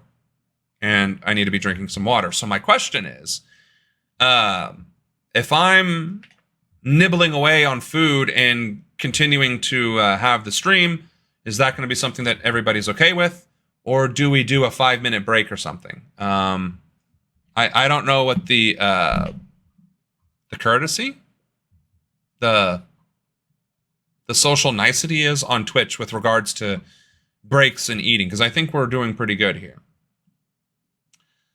I got to say that the guy running for president this year, Ramaswamy, was bouncing all over the place with saying we need to do better, which wasn't genuine. You aren't bouncing all over the place like you're on stimulants, which isn't good. Oh, which is good. I'm not doing that. Yeah, okay, I see. He also got stabbed during Thanksgiving weekend. Yep, he did. The cop who killed George Floyd. Go ahead and eat. Hassan eats on camera. Okay, well, give me a second. I'm going to step up, do some stuff. We'll do a 2-minute break or something like that, all right? Just a couple minutes, 2-minute break. Everybody grab a snack, go to the restroom, breathe, see some sunshine. I don't know. We'll just do a quick 2-minute break, all right?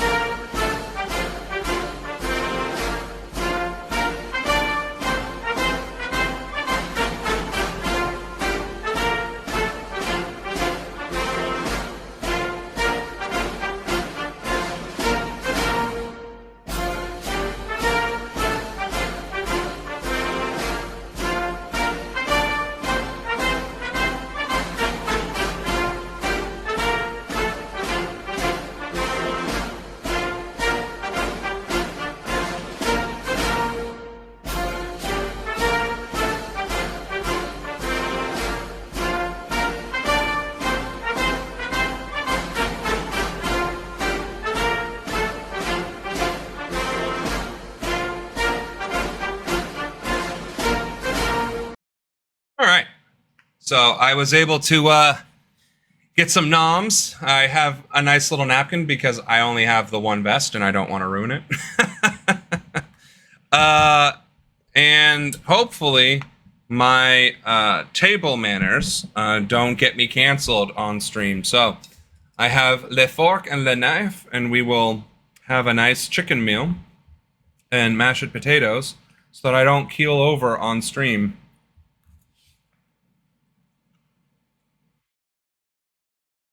So let's see. He survived the stabbing, but it was good to hear he got stabbed like a turkey. And thank you, Asmaris, for the speech. Yeah, there's little you can do to atone for such a vile act. They also know each other, which adds another element to the case. So somebody that he put in prison stabbed him. That's impressive.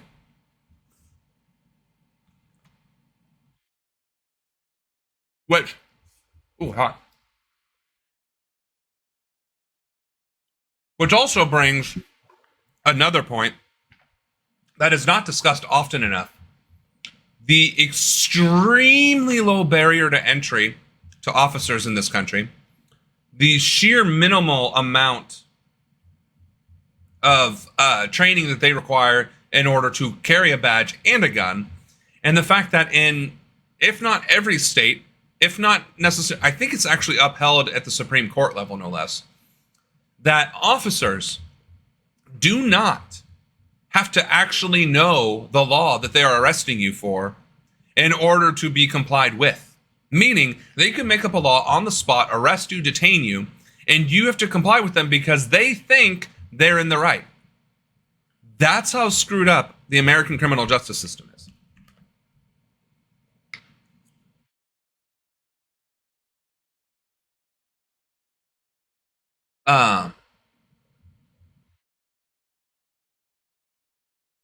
What games do I play?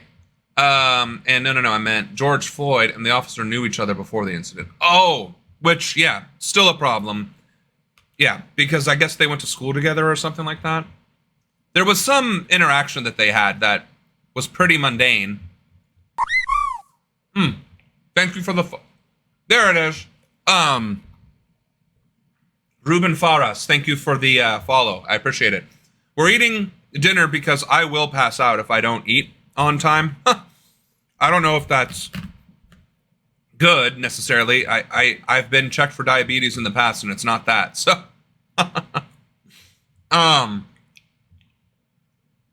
you need more training to be a hairdresser. And hello, Ruben Faras. To your other question though, AZV, I like to play Age of Empires, Final Fantasy XIV, Final Fantasy in general. Dark Souls games. I'm more of an RPG, RTS kind of game. But when I play RTSs and all those kinds of games, I tend to play in the most boring way possible. I like to build up my military, for instance. I like to shore up my defenses. I like to make sure my economy is good to go. And then, with the full might of my army and my legions, I will lay waste to the enemy scum. And then the leftist side of me just goes out the window and it's scorched earth. However, I've learned to be more engaging when streaming. So we could play some games, but apparently not here because the stream signal is so weak, or the internet signal is so weak here, that we will lose connection.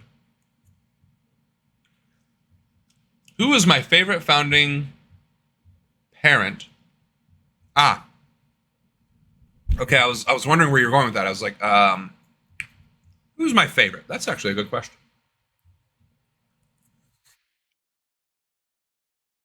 I'm gonna have to think about that for a second. Because the founding fathers are traditionally not the people who signed the Declaration of Independence, but four specific people: Washington, Franklin, Jefferson, and Thompson, right?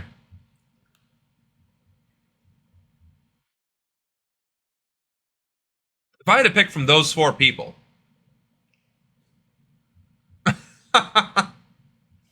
well, I mean, okay, George Washington, the first president, general during the war, not very effective because we didn't have resources and it was a French and English proxy war.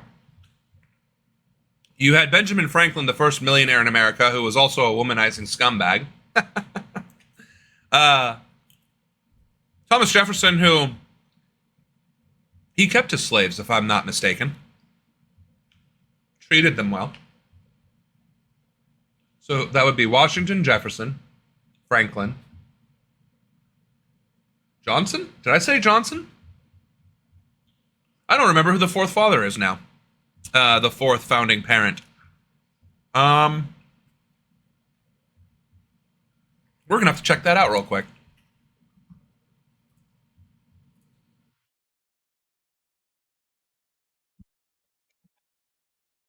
Let's see. Founding fathers.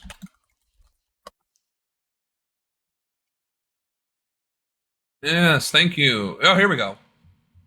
John Adams, Samuel Adams, Benjamin. Oh, okay, so it is everybody who signed the Declaration. I wasn't certain about that. I thought it was the big four. Okay. That's better, because in that case, Samuel Adams. Why? Not just because we share a great name, because, I mean, we do, but... Beer, baby! That's not a serious answer, I'm sorry. I can't honestly say that I'd have a favorite because all of them were problematic, but all of them also had good points. Like John Hancock wanted to, get away from the British government, and I think he was actually pro-indigenous people and freeing the slaves. I think he was on that side, so he was probably a good guy.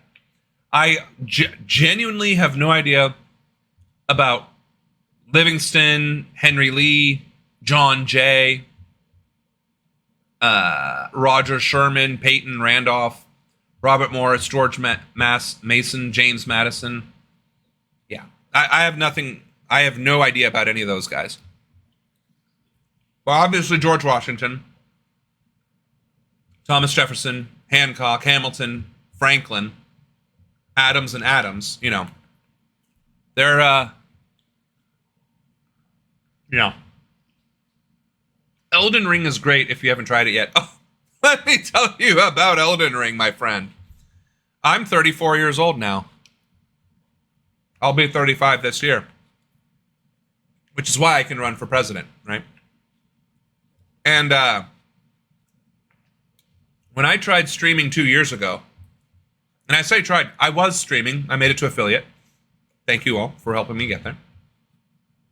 My job had then started screwing with my schedules, which meant I couldn't consistently stream, and my sleep schedule was actually making it hard for me to do my job.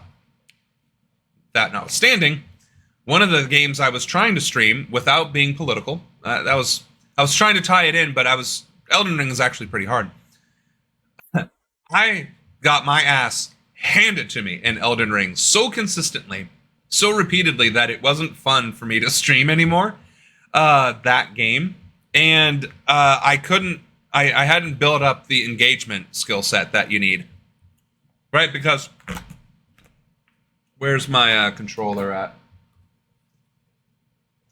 Right here. I don't even think, because I don't even think you'd be able to see me play, right? So like this is the controller. And, it's all connected. So, right, I'd be playing like this. Staring at the screen, you'd see the Elden Ring. I'd be here. It'd be actually closer to something like this, right? So Elden Ring would be up here. I'd be playing like this. You wouldn't even see me, so maybe I'd be like this, just so you could see that I'm playing something. And you would just see me like this.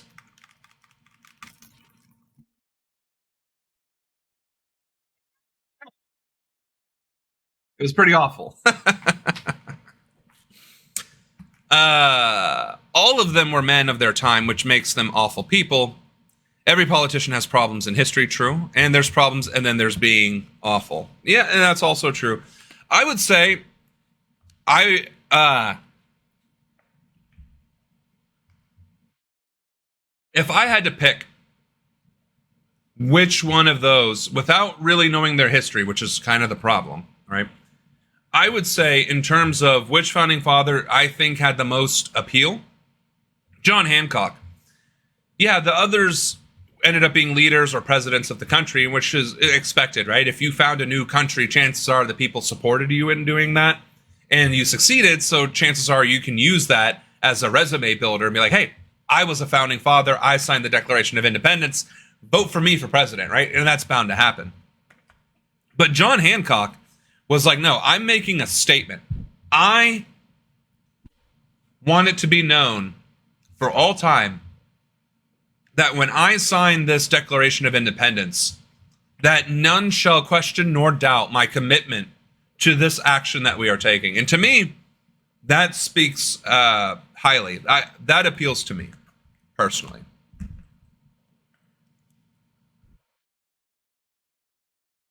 John Hancock did have a great signature. And mine's terrible, so.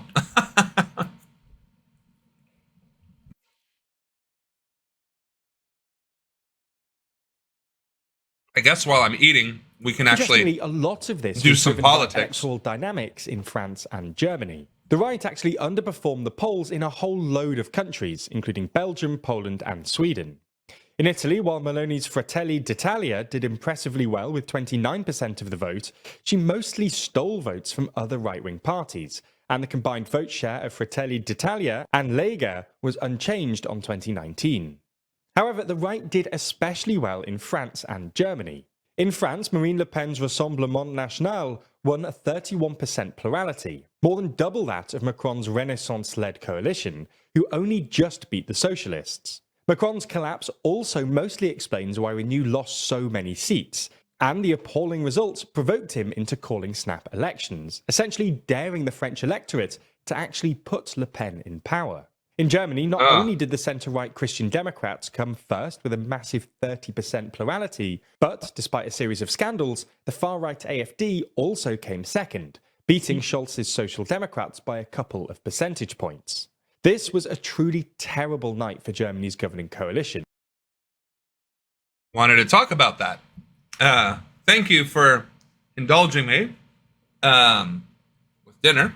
I appreciate that. I can actually last a little bit longer now. That's what she said. But to the point that was just made by the, what's his guy? What's his name? What's his channel name? TLDR News EU. The Germans are still very much so Catholic and very much so religious oriented in their politics, right? They don't have separation of church and state. I mean, they do, but they don't. It's a big part of their culture. But the alt-right became the second most powerful voting bloc in Germany. That's just concerning. They shouldn't. The only place they should ever come in is not on the ballot at all. Let's be honest. If there is one country in the world that should never, ever have an alt-right wing, whatever, it should be Germany. And the fact that it exists and that it is growing in prominence is terrifying and deeply concerning. And the fact that that French Nippon, I think, I remember that guy. He was trying to be a fascist in France in the early thousands, if I'm not mistaken. And the fact that his party is still riling things up in France is also deeply concerning. So, I don't know how much more we can say on that. With all three parties losing significant ground on 2019. It's like Similarly, 90%, Green and far-left over parties 90%. actually outperformed the polls in a handful of European countries, including the Netherlands, Sweden, Denmark and Finland. But their gains here were more than offset by the collapse of the French and German Greens, who both saw their vote share roughly halved compared to 2019. All in all, while the right definitely performed well, the aggregate number disguises some pretty significant intra-European variation, and the Parliament's wider fragmentation promises to make governing and choosing a new Commission president remarkably difficult. So subscribe to stay updated with the upcoming chaos. Now, oh boy! Now, understanding exactly what has or is going to happen here can be a little tricky, requiring you to evaluate lots of information from different, often partial sources. It would be sensible then to begin improving your critical thinking skills so that you can keep sharp and better understand what's going on. And well, our sponsor Brilliant.org can help you do just that. Brilliant is the online learning platform that's designed specifically to teach you everything from maths, data analysis, programming, and AI from the ground up. You don't need a fan. Okay, well, we don't need that.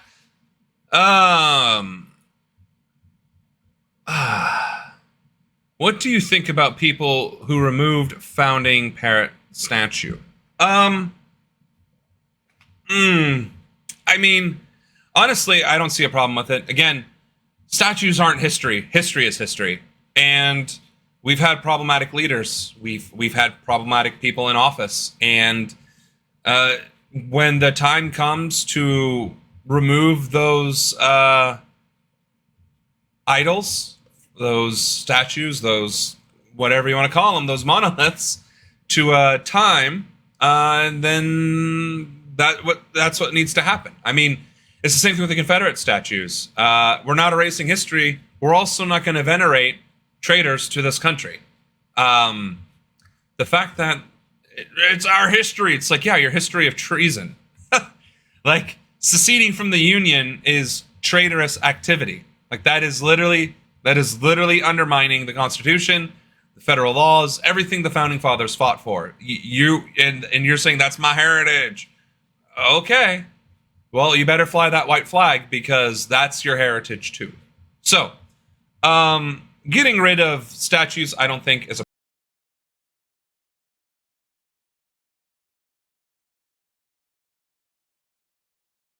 the history to be a little bit more accessible and more interactive, to be sure, but removing them from public spaces, I don't see a problem with that. Yeah, anti-US. I would like to try Age of Empires again. Oh, server maintenance? No, because that's June. Let's see if it's loading, folks. We might be able to play Age of Empires. Look out. I'm going to see if it loads first before we switch, but we'll probably play a quick skirmish. I'll show you that I know how to play the game, but I'm not going to be beating the Viper anytime soon. That's, oh, that challenge scenario, bro. That was actually kind of tricky. And actually, I don't know how long we're gonna last out here, but my sleep schedule is usually in bed by 8 or 9, so I've been trying to maintain a daytime sleep schedule, like a first shift sleep schedule, but I might be transitioning to a more late night sleep schedule, just to accommodate the streaming, since we are doing it in the evening, and it obviously is better to do it in the evening, because just like when I was eating dinner, you can watch the stream while eating dinner too. So let's see, do I play things like Call of Duty? Here's the thing, am I against first-person shooter games? No. Do I play Call of Duty?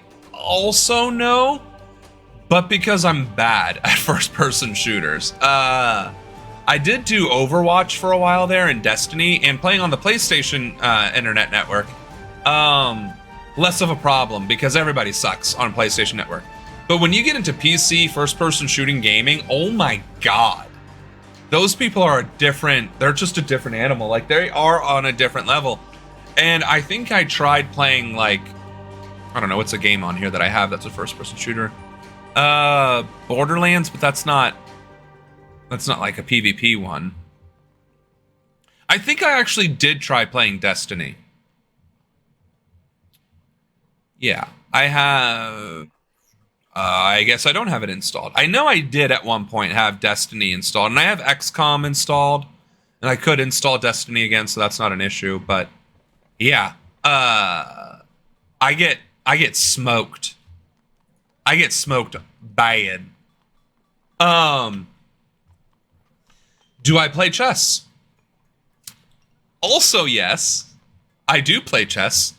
I'm probably one of the best players in my little friend groups. But if I had to give myself an ELO rating, I mean, I'd probably be, I mean, I don't know, we could certainly find out. But I'm good enough to play hard, not expert, I guess. Very excited for Black Ops 6. I have to try it. Well, I play on Steam in general. Like, so I'm a PC gamer now. I'm a filthy PC gamer. Now, granted, Black Ops might actually be on here. Black Ops 6. It is. Okay, well. For $70! So. Oh, it's coming out in October. I tell you what. If we end up getting enough subscribers on the channel to where I can afford a $70 game, I'll go ahead and download that and we can play some Black Ops together. Have you played chess online? No, I have not. I know that chess.com is an online way to play chess and a way to rank yourself and all this, that, and the other. I know that. But again, I personally have not engaged with that. I'm a filthy nerd. I like to play my 8-hour-long Civilization games, Heroes of Might and Magic scenarios, my 3-hour Age of Empires campaigns. Do you have a crap rating? I'd love to play against you. I think I'd win. Probably. You know what? That's fine. We don't have to play Age of Empires. Let's see. Chess.com, right?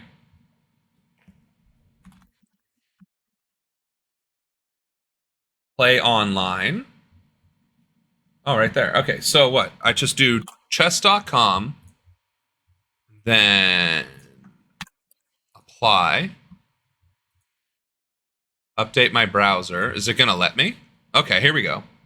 I'll play a computer just to show you guys that I'm not fantastic. 325, 675, 1400. I doubt. What's this guy? The Mechanical Turk? That makes me scared. That makes me scared. 800? 600. 400. 250.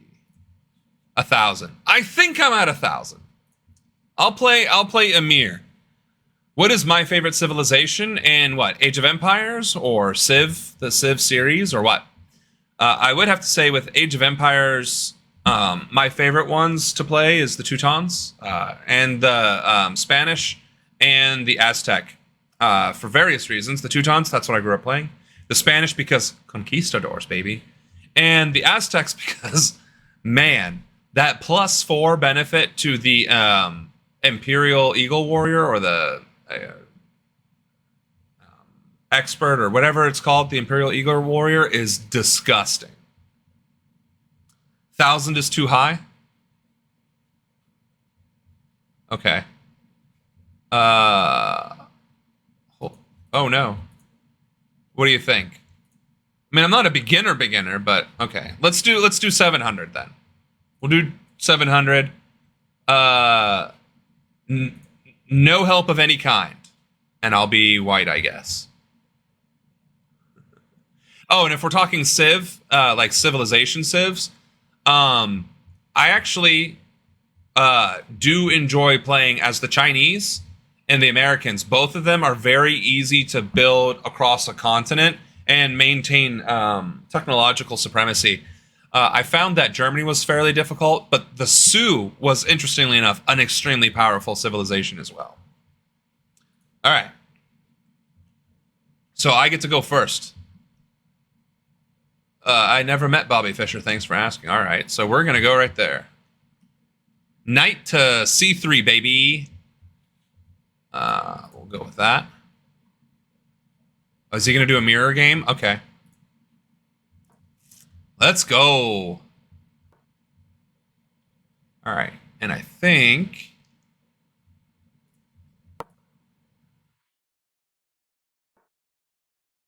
if I just mess around with them for a little while. Okay. Put my knights out. Okay, so bishop is threatening my knight. I guess I'll put my knight back here then. I'll do a knight trade. That's fine. Oh, no knight trade. Okay, so now he's going to try and split my boy right there, which is not too terribly worried about it. I was actually going to open up my bishop. Oh, crap. Here, you know what I need to do? I need to lock this position. Just need to figure out where that is. Okay, locking. Let's see. We'll just open up that area. I guess I'll get a free knight. And then I'll go ahead and split the queen and the rook. I mean, okay. Okay, well. It's a free bishop.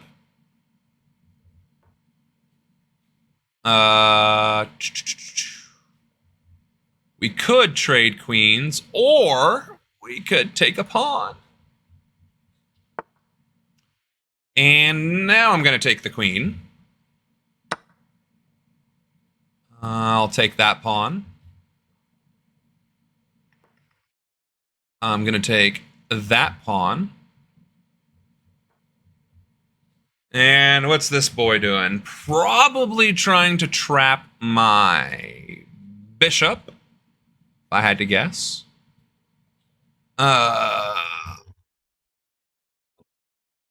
Bring the pawn up, I guess. So they castled.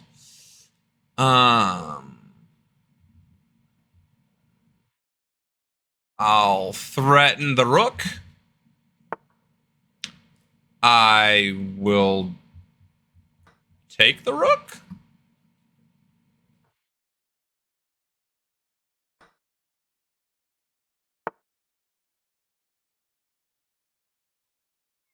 What is this thing doing?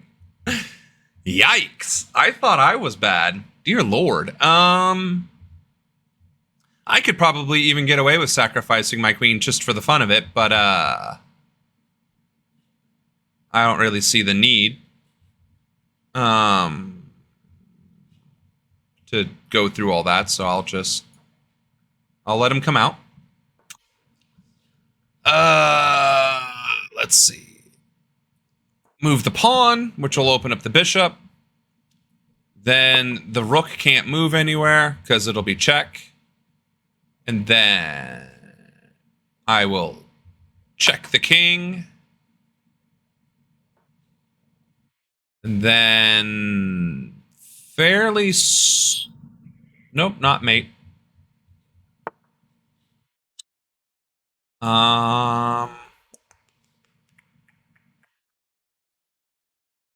I am probably just going to go ahead and...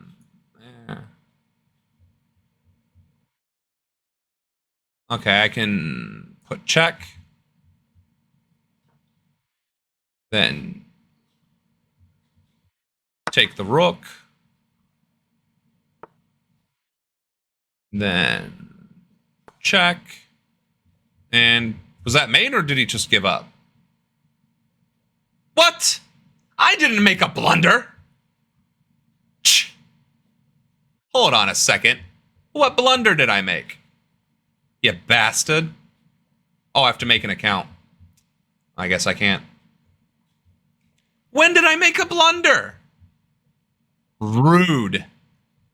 Absolutely rude. So yeah.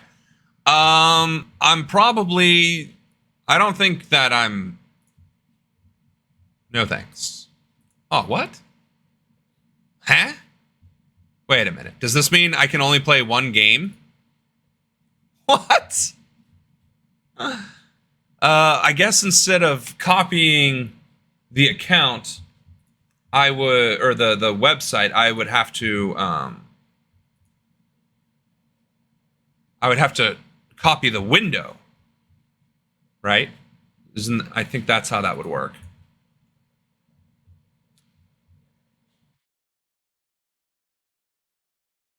What? Let me log in, darn it.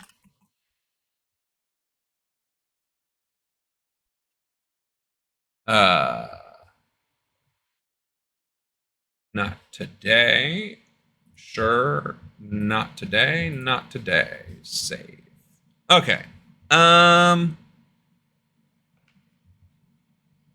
Yeah. So what did you guys think of that?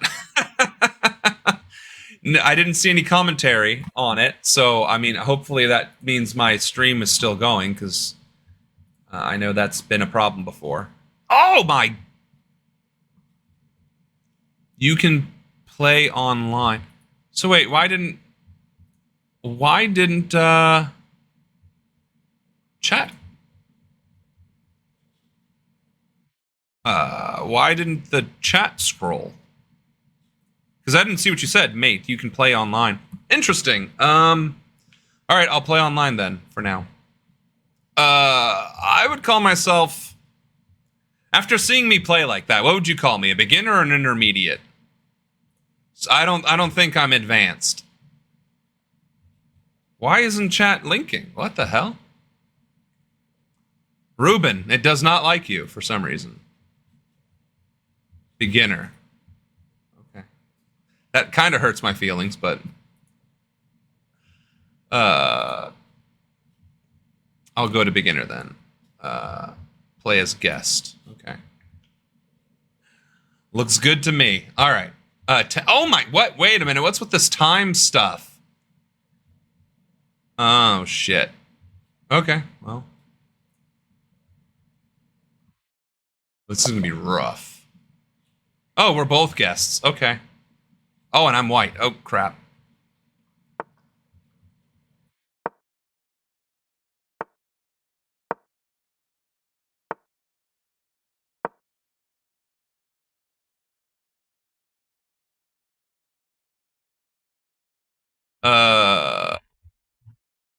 I don't know what I'm doing right now. I know this is the weakest pawn in the game. I know that. Which is weird why he did that, but hey.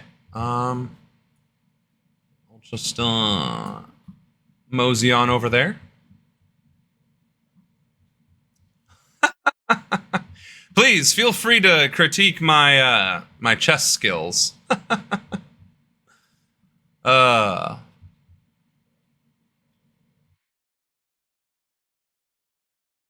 Although I guess my knight's pretty trapped right there, isn't he?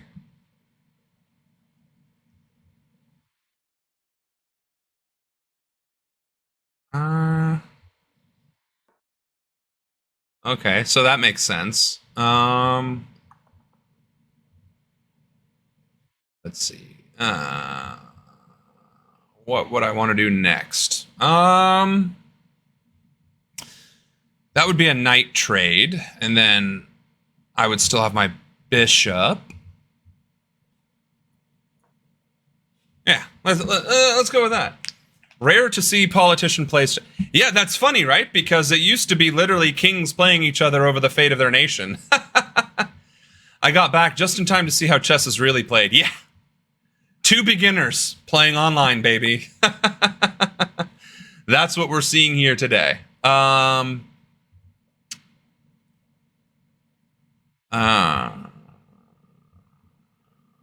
see. We'll go set ourselves up for the attack. Of course, I don't know how I'm going to get to this square just yet, but I'm happy to do that trade. That's fine.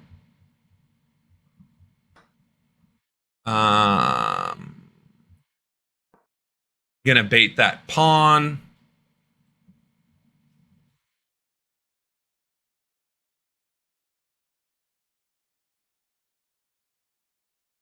Nobody as I grew up had a consistent base of rules on how to play. What do you mean? Chess is chess. It's been around for centuries. There is only one set of rules. That's kind of what makes chess chess. What were they trying to do? 3-dimensional Asgardian chess or something? Okay. Okay. So I'm going to take that pawn.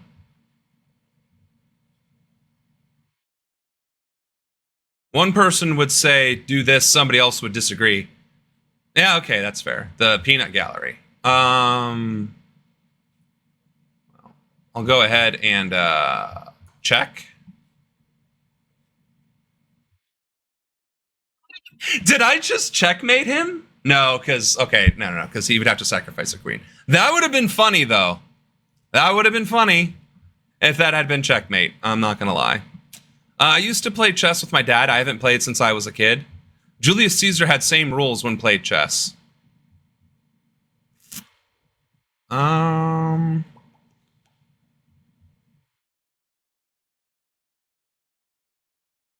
You know what?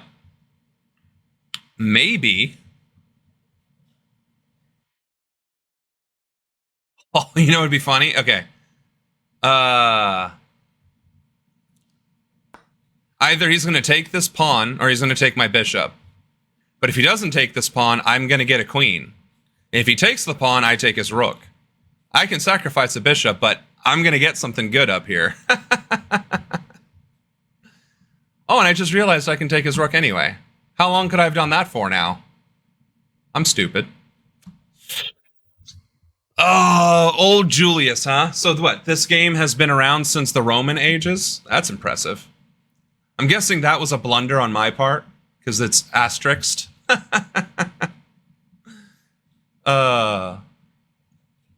Well, guest 782-537-7031 is thinking.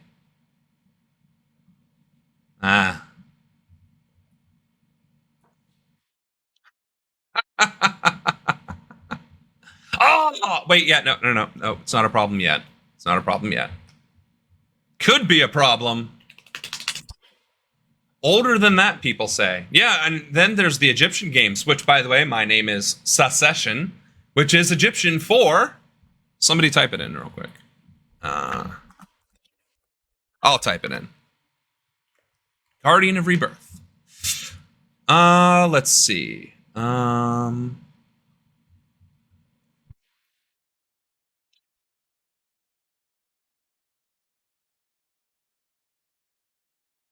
So he can take my pawn, or I can take his bishop.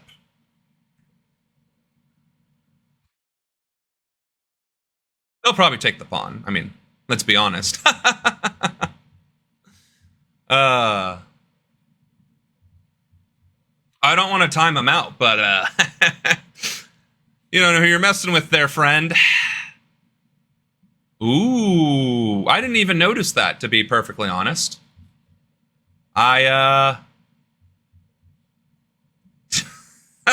You know what? Maybe you were right. Maybe I am 100% a beginner at this game. We'll go ahead and play down here. I could still take his bishop, and I know trading knights isn't always like the best thing to do, but we'll see. And would he trade a queen with me too? I don't know. I wouldn't want to necessarily trade a queen, but we'll see. If I put him in check, what does that get me? For now, not much. But if I can take a pawn away from him, that would be nice. And his rook is kind of effectively stuck there. Not that it can go anywhere else, really. It would take 2 moves just to move it out. It would take, what? 1, 2, 3, 4 moves just to get out of that.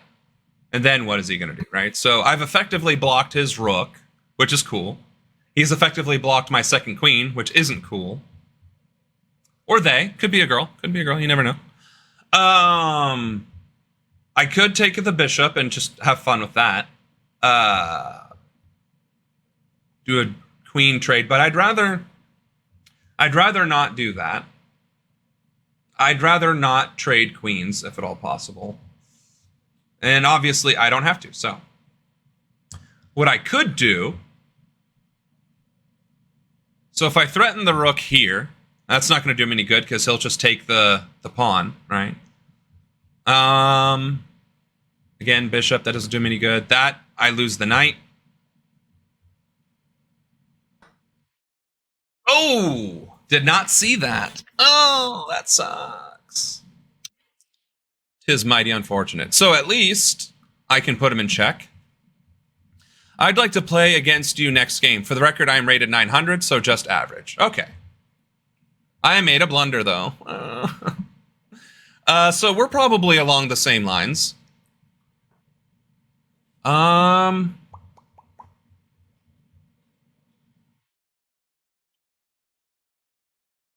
would really like to not lose that pawn, if at all possible.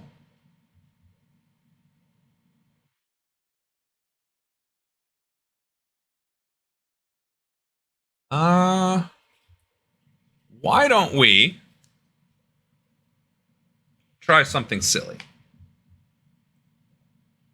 We'll put the queen here, protecting the pawn. We'll threaten the rook. Ah, damn, because now the queen's free. Ah. It was a good idea for a second there. But hey, if the queen's free and I lose a queen and gain a queen, it doesn't really matter, does it?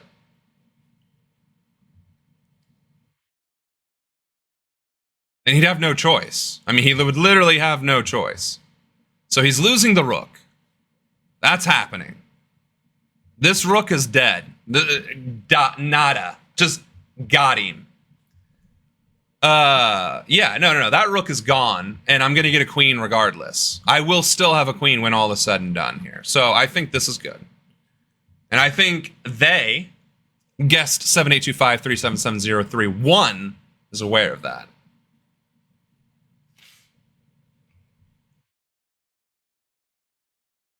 And he be a thinking. Which is fair. I mean, think that's... And I haven't even moved my stuff yet. I've been trying to.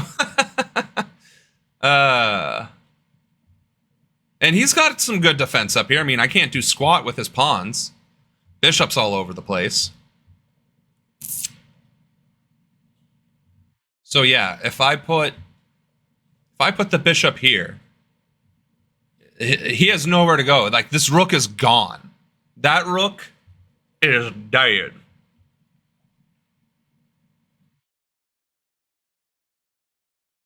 It's a question of, what's he going to do?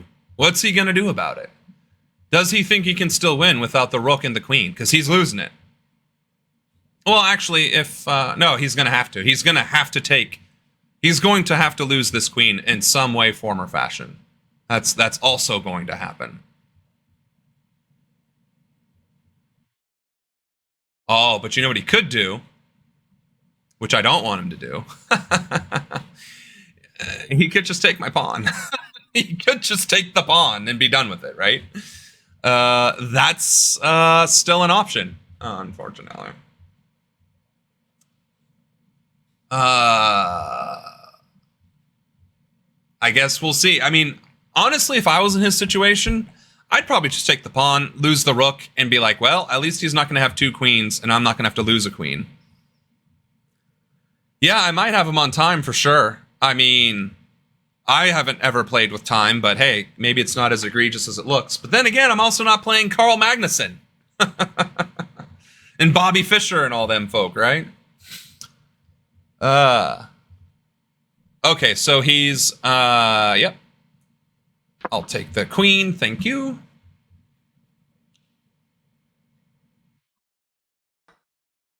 Yeah, and then we do the trade.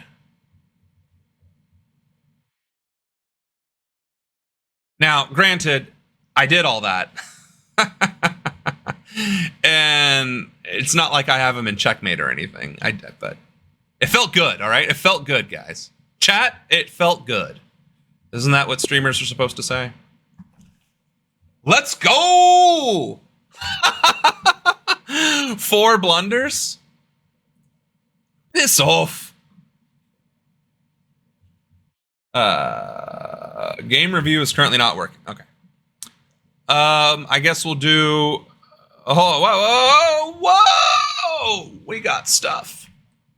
It did, and it said it wasn't able to load.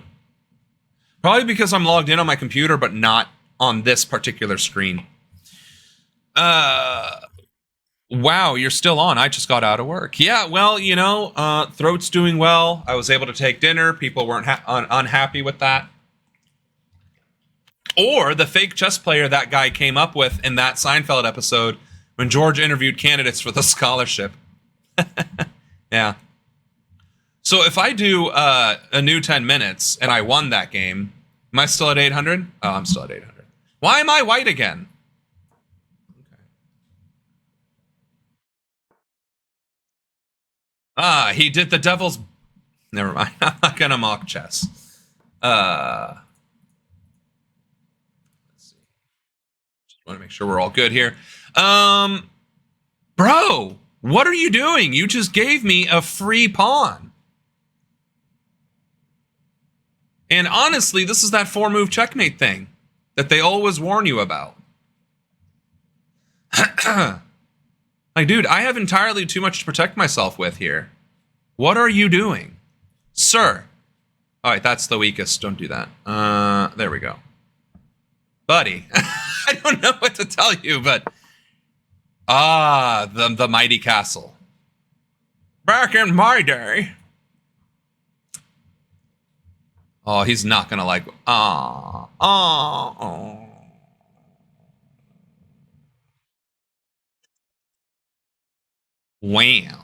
What I could do... He's still not gonna like it. Oh, yeah, because then that would happen. Let's see. I'm actually a fan of trading knights, to be perfectly honest.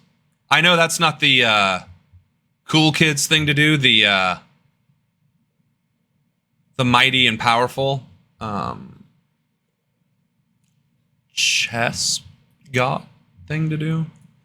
Thought I saw something there. I'm gonna just go ahead and trade knights. That's fine. I'm happy with that. I'm not unhappy that you ate. Nobody needs to be hungry on stream. Yeah, well, you know, but it's getting late and all that fun stuff. Oh, what? He did not take my pawn. Or my knight. This guy actually is a beginner. Okay. Then let's see. If I put him back here, bishop takes knight, pawn takes bishop. Queen comes down, takes pawn. Then I don't have knights. If I put knight there, I can survive. If I put knight literally anywhere else, he'd be dying. Okay. I'll keep him around. Why not? Let's play a lot. Let's just do it a little better. That's why beginner. Okay. Oh, what did he do? Wow, that was sneaky.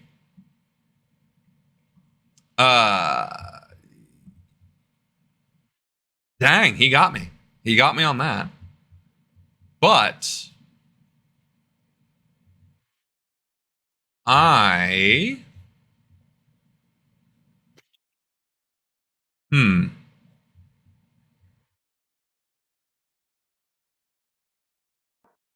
guess he's just gonna have to take that knight. That's fine.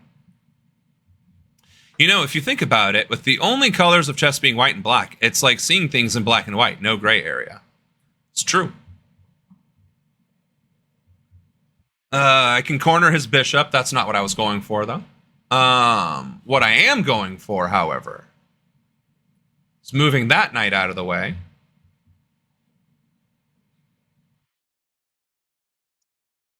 What did you eat? I couldn't tell what you were eating. I was eating chicken and mashed potatoes made by Chef Boy or me.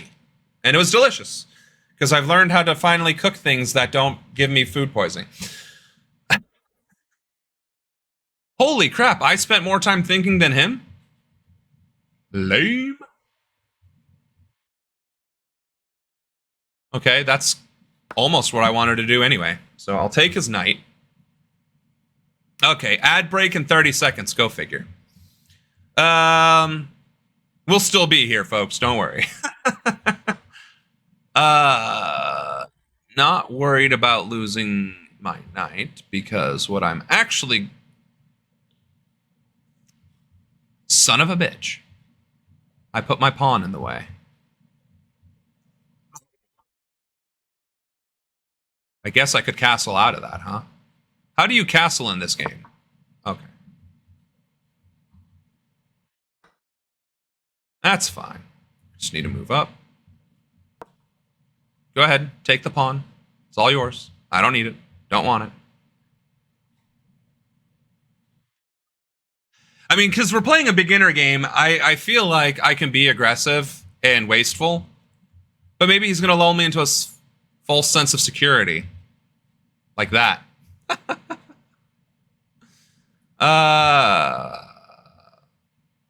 It's going to take this move, one move, and another move to get checkmate. Let's see if he figures it out. Try rice next time. Yeah, I have never successfully cooked rice ever in my life. I always burn it to the bottom of the pan. It ends up being burned. It's too thick, too dry. I have never once succeeded in cooking rice. You're more than welcome to come over though and help me and show me. Really? Oh, is he gonna? It's too late to stop this, I think. How do I bluff him, I guess, is the next question. Does he know what I'm doing? I don't think he does. Yeah, dude, I'm not a great cook. I'm not gonna lie. I relied heavily on like meals ready to eat for a while there, but then that was like $13 a meal, and that's expensive. So chicken and mashed potatoes gives me the calories I need. Are you kidding me? Before I get all cocky, I'm pretty sure this is mate. I don't think there's a damn thing you can do about this. Yeah. So. Okay, I get it. 5 blunders. Which is true. I did make a blunder. We definitely saw that.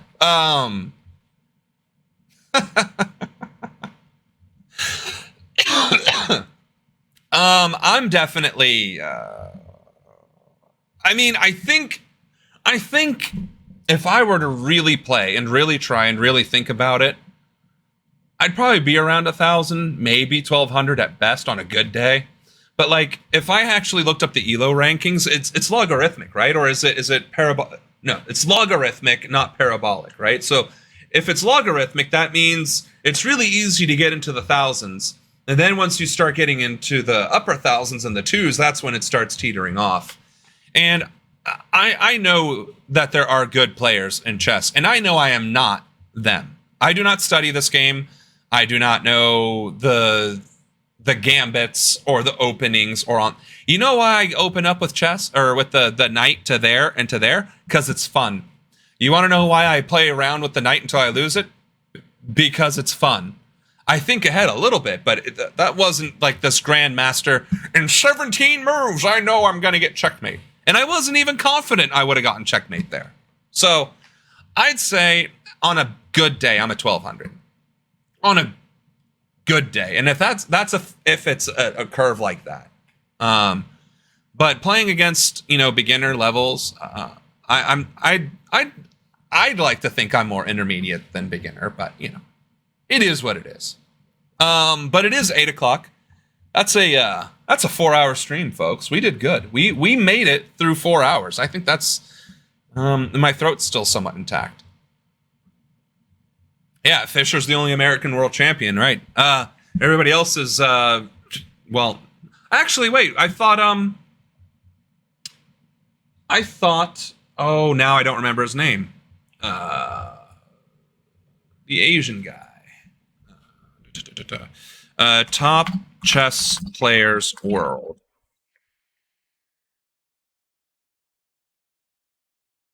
Hikaru. He's United States.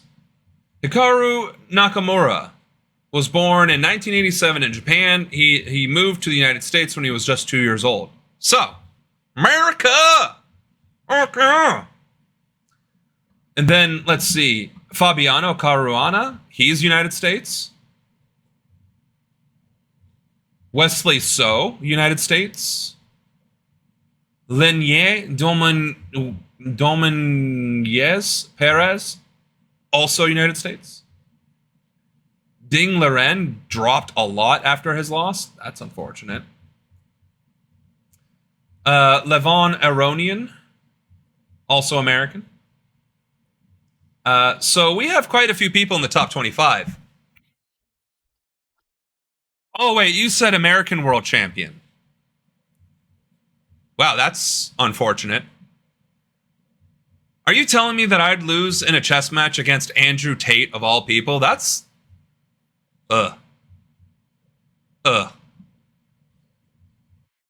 That makes me mad, actually. Nah, that makes me mad. Yeah.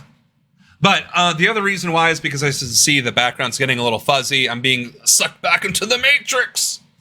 But I think we had a very solid stream. We got to play a little bit of chess. That did not end up taking any of the streaming bitrate, which was nice. And I didn't embarrass myself on Age of Empires, so that's good too. And I won both of my chess matches, which means I'm definitely fit to be the future president.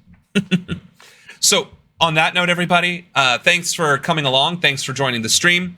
Appreciate the banter. Thank you for not letting me embarrass myself online. And maybe we'll try pushing 4-hour streams. I don't know.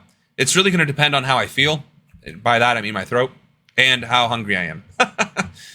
So on that note, see you tomorrow at 4, which I guess was on the other screen. Maybe I should put it on here too. Anyway, see you tomorrow at 4. We will pick up on current events. And yeah, you guys have a good rest of your night. Take care.